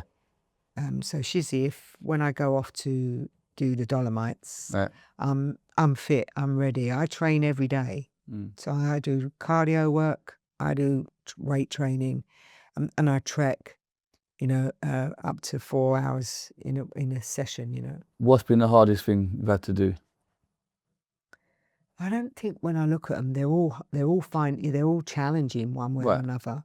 I mean, I would say that the mountain climbs are the hardest. Everest? Yeah, Everest. What on earth possessed you to go up there? Yeah. And when you get up there, what's there to see? Did you just drop your flag and say, I'm done? Yeah, no, that's it. You've got to come back down again. It's not just getting up on a mountain, it's coming back as well, because that's part of it, isn't it? How long does it take to get up and down? Well, with going up with a group, sometimes you can go up in 7 days. Other times people pay a huge amount of money and they have to go to first base, second base. They come back and they acclimatise. The acclimation is a lot different to just going in and doing the straight. You've got to be quite fit. So what did you do it straight? Yeah, do it straight. You're a savage. Badass. How long did it take you? So, I mean, for 7 days. Yeah? Yeah. You know people die up there, innit? You know Yeah. that, yeah. I know, of course. Yeah, you're seeing dead bodies. Huh? You do see dead bodies. No, you Yes, don't. you do, yeah. No, you don't. They die where because they can't pay to bring them back. So Some of them are left there or pushed off the side. Yeah, I mean, it's a well-known thing when you go, you know, you're signing your own warrant. Yeah, you have to. You still want to do it? You have to prepare for the eventual, if that does happen. For me, when I've done Mont Blanc, my boy did Mont Blanc with me as well. And also I did the 3 peaks in 24 hours. So it just seemed a natural thing to want to do. It doesn't seem natural. I don't want to climb another mountain. I don't know who told you. I've had enough. I don't know who told you this is natural, but it's not natural. Right, let's talk about this and what you're, you know, pushing and you're campaigning for. So Fatima's UK campaign is to improve the life outcomes for kids in the care system, but also to improve the care system as well. Right. Sorry. Right. So what's this as well? That's the box. Which, right. Right, the jungle box. Yeah. Right, go on. So the book is to try and promote, obviously, the importance of fostering and giving a child. So this book's out now. Yeah. My Bright Shining Star. It's been out for a while. Yeah. But it's a brilliant read. And the proceeds go towards helping young people, power of art, sports or technology programs, It's £1,000 to put a young child through a programme in the care system for a year. Right. Now, when you think a year, I mean, back in my day, they had community halls. Kids could rock up for nothing and be a part of something, give them a sense of belonging within the community, make good friends and find good role models. That doesn't exist now for those kids. So we've brought out programmes where we can put them through power of art, sports or technology. Not all kids like sports. Some like drawing, some like cooking, some like singing or dancing. At the moment, I'm working on a video with a group of kids from Jam production company where we've got kids dancing to Jiggy, Let's Get Jiggy with It. Will Smith. Will Smith. Yep. But the campaign is to bring collaboration and partnerships together. Right. To share good practice and knowledge to help young people to live an independent, sustainable life. Right. So if you're a company out there watching and you want to support us, if you think you can help by either financially supporting the charity, go on my website, my Just Giving page, fatimascampaign.com, and support us to put these kids through these programs. But equally, you might find you're a company that could offer apprenticeships for our kids. So what we try to do, and just recently I've initiated a program with what we call the skill hubs, where we put 60 children, skill them in what care and construction. 60 children by the end of this year will be in work. It's a program. You skill them up, prepare them for independent living. And then we can also roll out 10 hubs nationwide over the next year, which will be all the depth and breadth of the country, which means any care leavers can sign up to those skill hubs, be skilled up to be doing be digging or painting or whatever it is that they want to do, and have that qualification to have a good job at their hands. So really, I mean, if you think you're somebody that could help us, either be an action hub and support these young people, and or got some finance that you could offer, what we call environmental social governance is really big now with corporate companies. We want them to help. Do you think the government's doing enough to help people in care? Now, I've always said, though, it's not just the government's responsibility, it's society's too. Absolutely. When you look at it, government can't plug every hole. So society, there's a couple of things I want to say about that, right? Please do. Society has a moral and ethical responsibility to try and do what they can as well. So ask yourself, what more can you do for the young kids in your community? And maybe you could be an Auntie Ray, for instance, or an aunt and uncle, help young people, to fill out forms when they need to fill them out because they struggle with that. There's a multitude of things that you can do. And with society as well, they spend a lot of time doing fundraising for bigger charities. I call them headliners and frontliners. Headliners are the bigger charities, all right, that scoop up all society's money, which is us, the people, that keep doing it and giving it. But they don't part back the money into society. Now, the frontliners are the smaller charities in your communities. They're the ones you turn to when your loved ones or friends and family need help. They're the ones on the front line giving it. But they won't always be there if you don't support them, because they won't be able to supply that support. They won't be able to be sustainable. So make sure you look after your local communities and charities, because they're the ones that will be there for you when you need them. Where the bigger charities, they're already billions of pounds rich. Whilst they're living sometimes their ivory towers and get paid huge wages, 70% of all what society raises for these charities, the bigger charities, 70% goes on administrative costs. Right. And the other 30% goes back into running it as a business and trying to get you, the public, society, to do more for them. Where's the sense in that? Why aren't we looking after our smaller charities? They're the ones that are going to look after you. If you could change 3 things in the care system and it could be done like that, what would you change? One is don't push young children out at 18. So up the age for care leavers to 25. Right. I do believe the government has a duty of care to look after them, because when they're pushed out at 18, they get 1 point of contact, only £2,000, and it's Torah, have a nice life. Right. A third of them within 2 years end up homeless or sofa surfing. Where's the sense in that? Yeah. They've got to try and then circumnavigate, as I said, rent, bills and employment. So financial awareness is one of our highest priorities on the Fatima's UK campaign, to help these young people understand how to budget so they don't fall into crisis. The other thing is we work with stakeholders. From the summit that we put on, we now work in bringing together collaborations. We're facilitators, so we try to pull together action hubs. They're not places. It's a movement.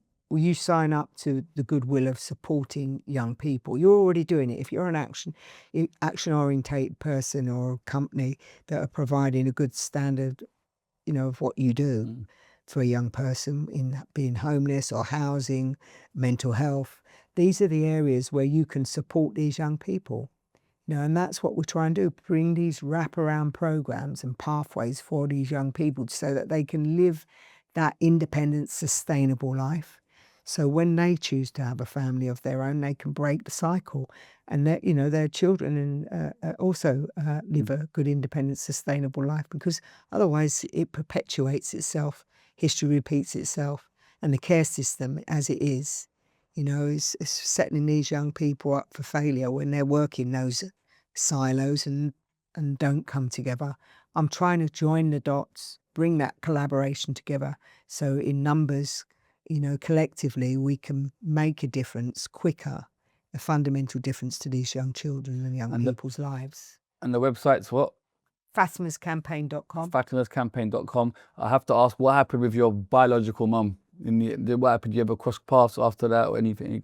No, sadly she passed away. Right. She was only 67, and the biological dad too. He Right. passed away at 69. And you never saw them again? I never saw them again. So when they did the press thing, I want my daughter back and all that. No, I was not having that. Right, but you never had a conversation with them or nothing. You're a mother yourself? Yes, that was the most important thing for me. How was that for To you? be a good mum, Yeah. to break that cycle, Yeah. because I never had that. Mm. So, obviously my son, he'd tell you, if you were to ask him, that I was a good mum. Yeah. So, Was it hard to break that thank cycle? you Was very it much, easy? Ryan. Was it hard to break that cycle? Was it just easy? Was it natural? No, I learned through being a mum a whole lot more, because I spent a lot of time with Ryan. When he opened his eyes, from the minute he opened his eyes, I was working with him. Like phonics. Straight away. Yeah, straight away. He's Yeah. born second day. Yeah. And we used to play games like, I'd have a map on the floor. He loved collecting cars. Right. Matchbox cars, and then I'd say to him, "What's that car?" And he'd say, "Oh, Mum, that's a Mercedes." I said, "Where Mercedes come from?" He says, "Germany." I say, "Well, what's the capital of Germany?" He say, "Oh, Berlin." I say, "Right, well, drive your car. Let's put it on where." Proper advanced lessons from and then day the one. next one would be a Volvo, Sweden, Stockholm. Yeah. Yeah, this is how it was. For Dagenham or Detroit? Yeah. Yeah. So that was my learning, you see. I Right. also learned a huge amount by trying to, be, a good mum with him. You say you forgive your biological mum. Yes. I'm a parent, you're a parent. Yeah. I could not possibly fathom doing what she did. Yeah, not to get too deep, you're also a mum, so you now know what being mother is all about, being course. a parent. How can you come to that conclusion to forgive that person for doing those things? None of us know until we walk in somebody else's shoes what they're going through. Maybe she had mental health issues. Right. Maybe she experienced a generational trauma herself. We just don't know, and we never will do. I mean, she was never held to account, so we wouldn't know. So there's no point wasting time on stuff that you can't control or understand.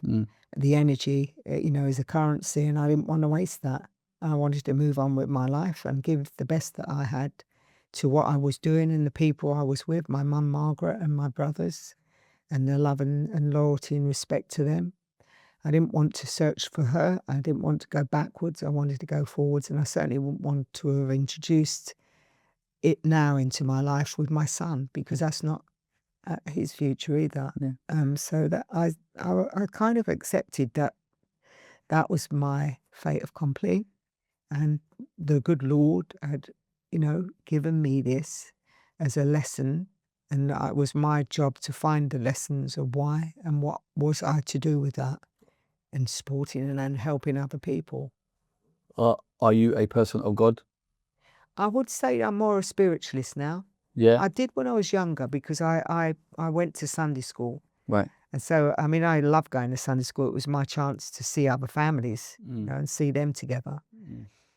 I was a girl guide. I did a couple of funny things. We used to love Bob a Job. When we used to do Bob a Job, mine lasted a year. I went around kept my little Bob a Job card, so I earned my pocket money that way, go around the community and still get some jobs done. And also I loved, the fact that, the community hall, which was the Girl Guides Hall, I put on a disco from the school. So, I mean, I was like rocking it. I mean, I learned to be a part of the community by integrating my lifestyle with being in care, with the jobs that, the interests that I had through sport and also being a girl guide. And I liked being at the church because it gave me, again, the opportunity to meet people within the community. And my Auntie Ray, she always wore a necklace with the cross. And so, yeah, I said I was a Christian. I went along with that. But really, truth be known now, I'm more a spiritualist. I think we're all in a human body having a spiritual experience. Do you feel English, British?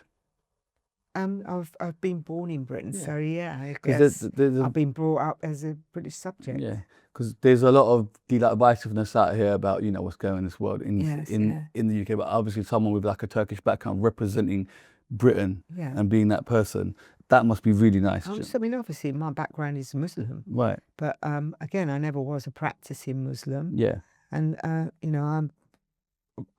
do believe I've gone beyond religion. I'm more a spiritualist. So, I believe things happen for a reason, and I believe in serendipity, and I was very fortunate to meet my mum when I did, and also Auntie Ray, who came into my life when she did too. So, so I'm not religious Fair enough. as such. Right, I do this thing and then we're done. Is there anything else that you feel like we need to add? I know it's hard to condense your career. It's been so amazing. There's a lot more to me. I mean, I know. obviously, but I mean, look, you've done well. You've cracked. Have I done well? With no script. On, There's no script here, you've by done the very way. Well. We asked ChatGPT to come up with questions for you. So That's all my I best did, friend, ChatGPT. all I did was it's all just scientifically based. put in your name and say, give me some questions for her. So we probably covered it. But if you don't answer some, then Go on. Interested to see what they came up with. You were abandoned as a baby and left alone crying for days. Have you ever truly forgiven your parents? You say yes. Yes. Did you ever chase down your dad? Your biological father? I met my father a few times as a 4-year-old. He always wanted a boy. Didn't want to adopt me because his girlfriend Pamela, and I remember I was 4 at the time, Pamela wanted to marry him and she couldn't have any children. I heard the story. I overheard the story in the room where I was in his flat when I had a visit one day, and she was crying, and he said, "No, I don't want her. I want a little boy." And Pamela then used to dress me as a little boy when I was to visit my dad, and it was like really weird. I mean, it didn't last for long. She died of cancer, bless her soul. And my father, he was all right, but he wasn't. Is your father Turkish as well? Yeah. Okay. If your mother was sitting in front of you today, what's one thing you'd ask her that you've never had answered? Like my biological mum. Yeah. Yeah, because I never call her my mum, you know that. Sorry, It's always biological. Sorry. No, you don't have to be sorry. It's just Chat's fault. It's not my fault. Tell Chat. If your biological was sitting in front of you today, what's the one thing you'd ask her that you'd never have had answered? Why? Because ultimately, 5 children, all abandoned. And it's just shocking that one's in prison, 2 cocaine addicts. Do you speak to any other siblings now? I talked to one. Yeah? Yeah, Emmy. Yeah. Emmy's lovely, but she's very much on the spectrum, and she would admit to that. We all are on the spectrum somewhere. Yeah. but she's been through it as well. So, you know, she's had a tough life. Yeah. Growing up in care, did you ever feel completely unwanted by the world? No, I believed I was frightened to think what might happen to me and what was going to happen to me. Not knowing what was going to happen to me scared me, obviously, but I always knew that he had, the higher power had a reason for that. You know, it would have revealed itself as time went on. What is that reason? I've come back in a full circle. I learned through my experience in the care system and my empathy to be an advocate for children and young people in the care system. And the fact that I found the love through the Whitbreads, you know, and was given that extraordinary chance of being a part of a family, now also having my own family, and that makes me, you know, understand the importance of giving back. And I would say to everybody, you know, why wouldn't you impart something back to society as a legacy? We all got something that we've learned in life which we can share with others. Very true. What's the darkest moment of your childhood that the public still doesn't know about? Darkest moment? Yeah. Not I think you've really. spoken about it all, yeah. Yeah. Do you think the trauma from your childhood is the reason you became a world champion? See, I always say my adversity didn't create who I was in my character. It exposed what my character was. So I think it was a good thing in a roundabout way. It wasn't, I wouldn't, if you asked me the question this way, would you ever change anything about what you did, what's happened to you in your life? I'd say probably the sexual abuse, but everything else, no, because that's helped to create who I am and why I am doing what I'm doing.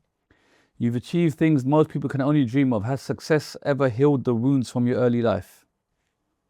My success created an opportunity for me to talk about and empower other people and turn my pain into power to help others.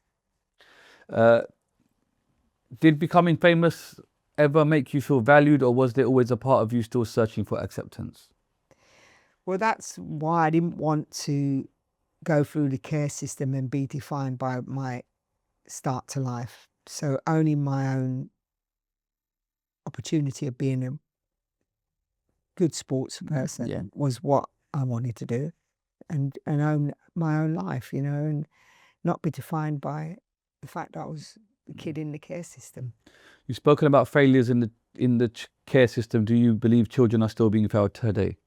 I think they're being fouled. The care system has failed. I do a lot of prison visits, and I talk to women in prison, 150 women just recently at Downview Prison that are in the prisons because the care system has failed them, and now their kids are in the care system. It's a systemic problem.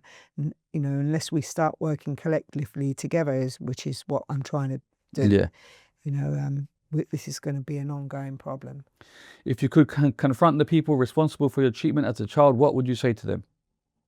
Say that again? Sorry. If you could confront the people responsible for your treatment as a child, what would you say to them? I think that as a child, I was only one of many that in that period of time that ended up in the care system. And, you know, there was the higher power was doing it for a reason. I believe that. Yeah. Was winning a world title more emotional than finding a family through Margaret Whitbread? No, I mean, the love of the Whitbreads was everything that I'd ever wanted. And having somebody that gave me that opportunity to become a Whitbread, a member of their family, and also the passion that she shared with me with my sport, that I could never replace that. That was unique. You've inspired millions, but who inspired you when nobody was watching? Well, I had two inspirations. Mary Peters, when I was 11, that showed me that actually there was a light bulb moment. That's what I could do to get myself out of this situation and what was going to happen to me when I left the care system. And the other one was Maggie Thatcher. She was a powerful leader. I think if Maggie Thatcher was still alive today, I don't think this country would be in the mess it's in. Yeah. She gets a lot of hate online, Maggie Thatcher. She does. And, you know, I can understand. She sold a lot of what I call the council houses off. And in hindsight, I mean, we all make and do things which we could then later then say, if I'd have given it a bit more thought, perhaps then we. But the fact is, she was very patriotic and she was a good leader. She served quite a few terms as a Prime Minister. I think she would not have it as it is now.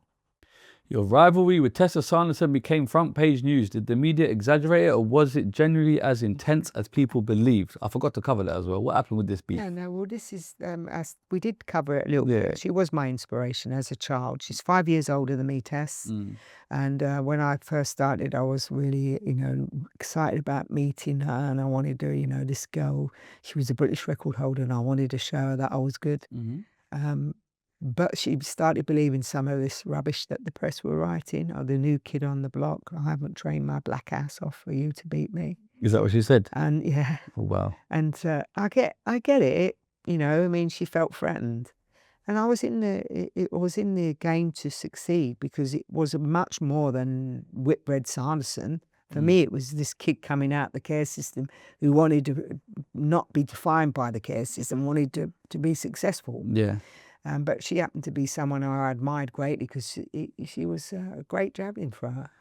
But when someone you admire greatly publicly kind of... It put a sour taste. Yeah. It actually ruined my experience as an international athlete. Yeah. If I have to be honest. Yeah. Have you spoken to her since? Or I try to. What, it's still not having it? Still not having it? Tess, what's going on? It's 2026. I should get her on here and ask her. Forget about it, man. Yeah, but recent years, Tess has also adopted 2 children. Oh, we love that. And that's fantastic. I mean, I always greatly admired Tessa. Yeah. I think it was sad that, she couldn't, when I even said to her, look, we've got to join forces. We're 2 girls beating the world. We hold every championship she could hold in one event. Do you think the press did that on purpose? Well, no, it's a great thing. Why would you look? Head to head's always good. Look at Ovett and Co. Yeah. I mean, it was a great thing. It spurred us both on to greater heights. Right. But as soon as I left Tessa behind, she wasn't a threat to me anyway, because I was always going to go to the very top. I knew that. But in the interim, you've always got to have some role model that's inspiring. And she was that for me when I was a kid. What's the current world record for javelin in the ladies? Oh, so at the moment it's 70, because they changed the specification. What do you mean? The javelin itself, they moved the centre of gravity forward. Right. Which means the javelin come down a bit quicker. Is that worse or better? For me, it would have made no difference. I still would have thrown it as far. That's what I'm talking about. That's what I'm talking about. So, I mean, but what's the current record? The current record, I don't really, you tell me. Gabs, don't really. Get on that, please. Yeah. I thought it was about 72.20. And your peak one was what? 77. I would have thrown that 77 javelin just as far, and so would a petrofail. Hold on. Yeah, 77.44 was my world record, and the current record is 72. So then why are you not the current world record holder? Because when they changed the men's javelin, because Yui Hon, the German guy, was throwing it about 104 meters. Right. Which was effectively going into the high jump area. Into the crowd, yeah. And some of the guys were hooking it left and right, and it was going on to near to the track. Right. So the runners going around the track, it was a bit scary. Right. So they changed the men's, rightfully so, right? Right. But then they thought, we can make a bit more money selling more women's javelins as well all around the world. So let's change the women's. And I put up a battle with the IAAF to say, why are you changing the women's? It doesn't need changing. But they did. They changed it by moving the centre of gravity. So all the records went to be, all the hard work that you did in building, and Felker and I held them, all the stadium records all around the world. And as soon as I broke the world record, they changed the javelin. It's crazy. So you was the current world record holder, and then they stripped your title. But that's a good thing in a way, because your title can never be beaten. Never be beaten. Oh, that's all right then. Actually, let's look at this glass half full. Yeah. You hold the world record forever. We love that. I love that too. That makes you the greatest of all time, the GOAT. Yeah. No, I don't need a world record to define me. But you are the world record. Yeah, but when you look at it, holy shit, that's when like, you look at it, destroying these people. Well, if you the World Cup's on right at the moment, but if you stand at the back end of a football pitch, and you look down to the penalty area at the other end, right, that's how far I threw into the penalty area at the other end. No way. amazing. You savage. Yes. You know, it's kill or be killed. You threw a whole football length. Of a football pitch, yeah. Yeah, it's amazing, isn't it? So you are the world record holder. That's it then, isn't it? Let's have it right. Let's have it 77. right. 77 What? from Okay. football. If you could relive one moment from your athletics career and change the outcome, what would it be? Relive it. My athletics career, no, I'd leave it just as it was. It was meant to be. Yeah. Yeah. Just a side note, who are the best athletes of all time, Olympians, for you, top 3? For me, there was always quite a few, actually, from Eastern Europe. But I've got to say that obviously Carl Lewis is an amazing athlete. Ed Moses, quarter hurdler, he was another USA athlete. And in Britain, I mean, you know, you've got to look at Ovett and Co in their time. That was an amazing, and Daley Thompson. Daley Thompson, I remember Daley games on the Thompson, Commodore 64, mate. Yeah. Daley Thompson, Yeah. you bashed them keyboards. We really had some fantastic athletes. Alan Wells, sprinter, Scottish sprinter. Linford Christie, come on. Christie as well, yeah. Man like Linford. I know. He was- I'd say he's a more current one, like in my era. But Colin Jackson. Colin Jackson, yeah. I mean, Tony Jarrett, another high jump, high hurdler. Mike McFarlane, sprinter. They the didn't triple all jumper still reach got the the. top. He's still got the. Jonathan Edwards. Has he still got the? Yeah, I mean, Jonathan, He's like you. He still holds the title still, record. still holds it. Yeah. Johnson, I mean, it is again, you know, this is like I say, that era, the 80s, were golden years. Yeah. Sally Gunn, another one. Do you ever think athletes today? Do you think athletes today are mentally stronger or mentally softer than your generation? I think what we have today is there's a lot more athletes now that get to travel around the world with the team. Then perhaps not all of them, but quite a few of them. It's a way of life for them. They can enjoy it. They don't have to train to the heights that we train to in order to win. It just making the team is enough for some of them. Yeah. And I respect that because I've always said, respect people's standards. Some like just to be a good club athlete, some like to be an international athlete, and the others, like myself, will go all the way to the very top. Yeah, but there doesn't appear to be a lot of British people going all the way to the top, which then leads me to believe they are softer. They've got it easier, perhaps. Well, there's too many like opportunities out there for them. We see it in tennis with Raducanu. She spends a lot more time doing commercials and fashion. That's where the money is. That's where the money is, and that's what happens. Their heads turn. They do other things, but they instead of concentrating perhaps on being the best, those things will happen anyway. You know, you get the best of both worlds. We didn't have that opportunity when we were competing because the commercial world wasn't like it is now. Yeah. We were a bit before our time. So they're all softer. Just say it with chest. Yeah, I know. You're all soft, you're all rubbish. You can never test me, can beat me. Can I just? How was it as kind of a local person here, East London, etc., when the Olympics landed here? How was that for you? I loved it. I loved the Because the buzz and the energy. The Brits put on an amazing show. Yeah.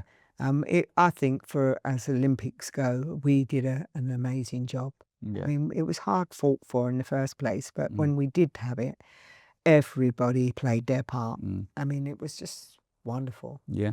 When your story is told 100 years from now, what's one chapter you hope people remember the most? Well, I'm sure it's not the same one that I'm going to say, but I reckon the cockroach shall outlive it. You reckon the cockroach is medals. The cockroach cannot outlive the gold medals. We can't have that. We cannot have that. This is absolutely... No, the history books will say you're obviously a world champion, world record holder athlete in the women's javelin. And, you know, how many people get to say they've made their mark in the history books? So I'm proud about that. Are you in the Guinness Book of Records? You must be. I don't know. I think Well, if you had a record holder, you'd be in there. Probably, yeah. All right. 30 quick fire questions with one word answers and we're done. Okay. Yeah. One word that describes your childhood. Challenging. Toughest person you've ever met. Myself. Biggest regret. Don't think I really regret anything because in life it's all about learning. Okay. Greatest achievement. My greatest achievement was being a mum. I love that. Good mum. Olympic medal or World Championship gold? World Championship gold because it was Britain's sole gold medal at the time. There's a lot of pressure to produce that Yeah. win after the World European title and breaking a world record. Most underrated athlete ever. Oh, there's so many. I can't name them. No, okay. Most overrated athlete ever. You There's can't. a lot. Not gonna name them. One person you'd love to have dinner with, dead or alive. I've had a private dinner with the Queen. I had a private dinner? dinner with the Queen. How's that go then?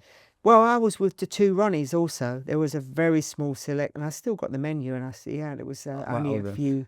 So of you us get invited to dinner? to dinner at What? Buckingham Palace. Well, how many of you on this table? There was probably only about 15. Right. Yeah, the two Ronnies were one. Who else were there? At the time, it was the rugby champion Bill Beaumont, Right. Jeff Capes. Question of sport. I remember my question. Yeah, Jeff Capes, the throat, all right. That's right. The one world strongest man 6 times, and you know, obviously tossing the cable. Yeah. The royal family loved that. Mm. There was, I can't remember them all. I think Nigel Mansell was one. Yeah. Is it a long table or a round one? No, it was a round one. I sat opposite. Right. It was lovely. Yeah. So how does the conversation go? Pass me the salt, please. She's actually got a very good sense of humour. Really? And what you don't realise, I need is ketchup. She can mimic people Right. really well. Really? Yeah. So it's just like the late. And She's got a bit of a twinkle in her eye with things like that. Right. No fool. But She was just no fool. appears a normal conversation. Everyone's friendly. Everyone's having. Yeah, friendly, chatting away. But how was the food though? Food was excellent. If it's not the best food you've had in your life, it's a problem. Favorite sport besides athletics? Golf. I could have played golf. Yeah. What's something people always get wrong about you? I come sometimes over a little bit as a youngster because I never smiled as much as I didn't have a lot to smile about. So I was always fearful of what was going on. So people saw that perhaps being a little bit Offish. No, more what's the word? Unapproachable. Not unapproachable, but Rude. yeah, no, not rude. No, it's just a bit. But watch what I say. Yeah. Tea or coffee? Tea. I make the best tea, don't I? You do. I loved your cup of tea. Look, she's lying now, but it's all No, good. it was lovely. I tried my best. London or countryside? Countryside. One habit you'd wish you'd break? I say London when I'm a youngster, but Yeah, but now countryside. One habit you'd wish you could break? I'm a perfectionist. Sometimes I drive myself round the bend. Right. Most famous person in your phone? That's a healthy phone book you got, I'm telling you now. Yeah, it is. Yeah, actually. Who's the most famous person in there? Or top 3? I'm not asking you to ring them. I just Well, the Prime Minister's one. Right. What, the current Prime Minister? Yeah, current Okay. Prime Minister. And I've got others in there too. Yeah. Who you got? No. He just banned social I media would for hate to lose my lose phone. that. Yeah. Who else you got in there? Lots of famous people. Yeah, I know that. Who? Sports, and not just sports, but also Wow. media. And I'm honoured that me and you speak on WhatsApp. That's amazing. Yeah, no. I feel honoured. If you want to add me in a group with these None of people, that I'm really, cool. yeah, none of that really, Yeah, I for know. me, it's not. It's true. They're just people. Best advice you've ever received? From Auntie Ray. And when Auntie Ray told me about, being a mum to other children. Worst advice you've ever received? Oh, somebody told me just recently, don't be aspirational for the kids. And they were in a very prominent position. I thought that was pretty disgusting. Wow. If you weren't an athlete, what would you have been? I would have been a sportswoman, but whether it be in hockey or golf. Yeah. Who made the biggest impact on your life? Mama Whitbread. Mama Whitbread, yeah. Yeah. And also Auntie Ray. Yeah. Most embarrassing moment on live TV? When I was throwing, I remember it made the frontline headlines on papers. I had a friend spray rail jacks on my back because it was that I was throwing, and I pulled my shorts down too far, and the headline was "Hey Fatty Bum Bum." Hey, there could be worse things. It could be worse things. Yeah. Biggest risk you've ever taken? Risks. I mean, they're all calculated risks, so Yeah. I wouldn't say they were risks. Are people too easily offended these days? Yes. What's harder, physical pain or emotional pain? I think the emotional pain, it depends if you allow yourself to enter into that realm. A physical pain can be treated. Emotional pains can. It's trauma. And I've always lived my primary care years. I still do my healing work, even up today. If we are suffering from trauma, which everyone does, just by being a human being, we've also got to learn how to deal with our trauma and do the healing work, because it's nobody else's responsibility but your own. Favorite movie? Oh, I love Gladiator. Favorite music artist of all time? I love Michael Jackson. How was the movie? Have you seen it? I thought it was brilliant. I loved it. I don't know what people were talking about. I Yeah, thought it was no. absolutely amazing. Lovely movie. Wasn't it good? Last thing that made you cry? Oh, I do get tearful when I see movies, Right. you know, and also, Is it because they're so bad? you know, What was the last movie that made you cry? well, it doesn't have to be bad, you know. Oh, okay. Be happy. Just can be happy, yeah. No, I don't know. I can't remember which one I cried to most. Side note, when you're telling me your story, it does sound like a movie almost. Do you think that could happen? Well, I always, Because you've when gone through I so do much. keynote speaking about my life, Yeah. and it gets me every time when I talk about Auntie Ray. Right. Because Auntie Ray, you know, Sure. I mean, she was such an instrumental person in my life. So yeah, that makes me feel But tearful. when you explain your whole story, I can see a movie in there. Was that something that you would entertain? So my book to film has been 8 years in the process, and we're currently still working on it. So Bloody long book, isn't it? it's a long book, yeah. Right. But films are like that, unless you get somebody who comes along, puts the money in, That's what I mean. or a director. And And I think it's harder for them to even understand how to write the life story or a biopic, a docky, on a javelin thrower rather than it's a modern day Rocky story, right? But there was an Eddie the Eagle movie. There I wasn't know, all of that. because that's not so dark. It's more But yours is darkness into light. Look at what you. it's inspirational. Yeah. It's hope. They should make it. They should. They definitely should. Who is going to play you? Well, again, that depends, because the way I see the movie being told, it should be done as flashbacks, and it should be done as like over the 6 throws of becoming the world champion.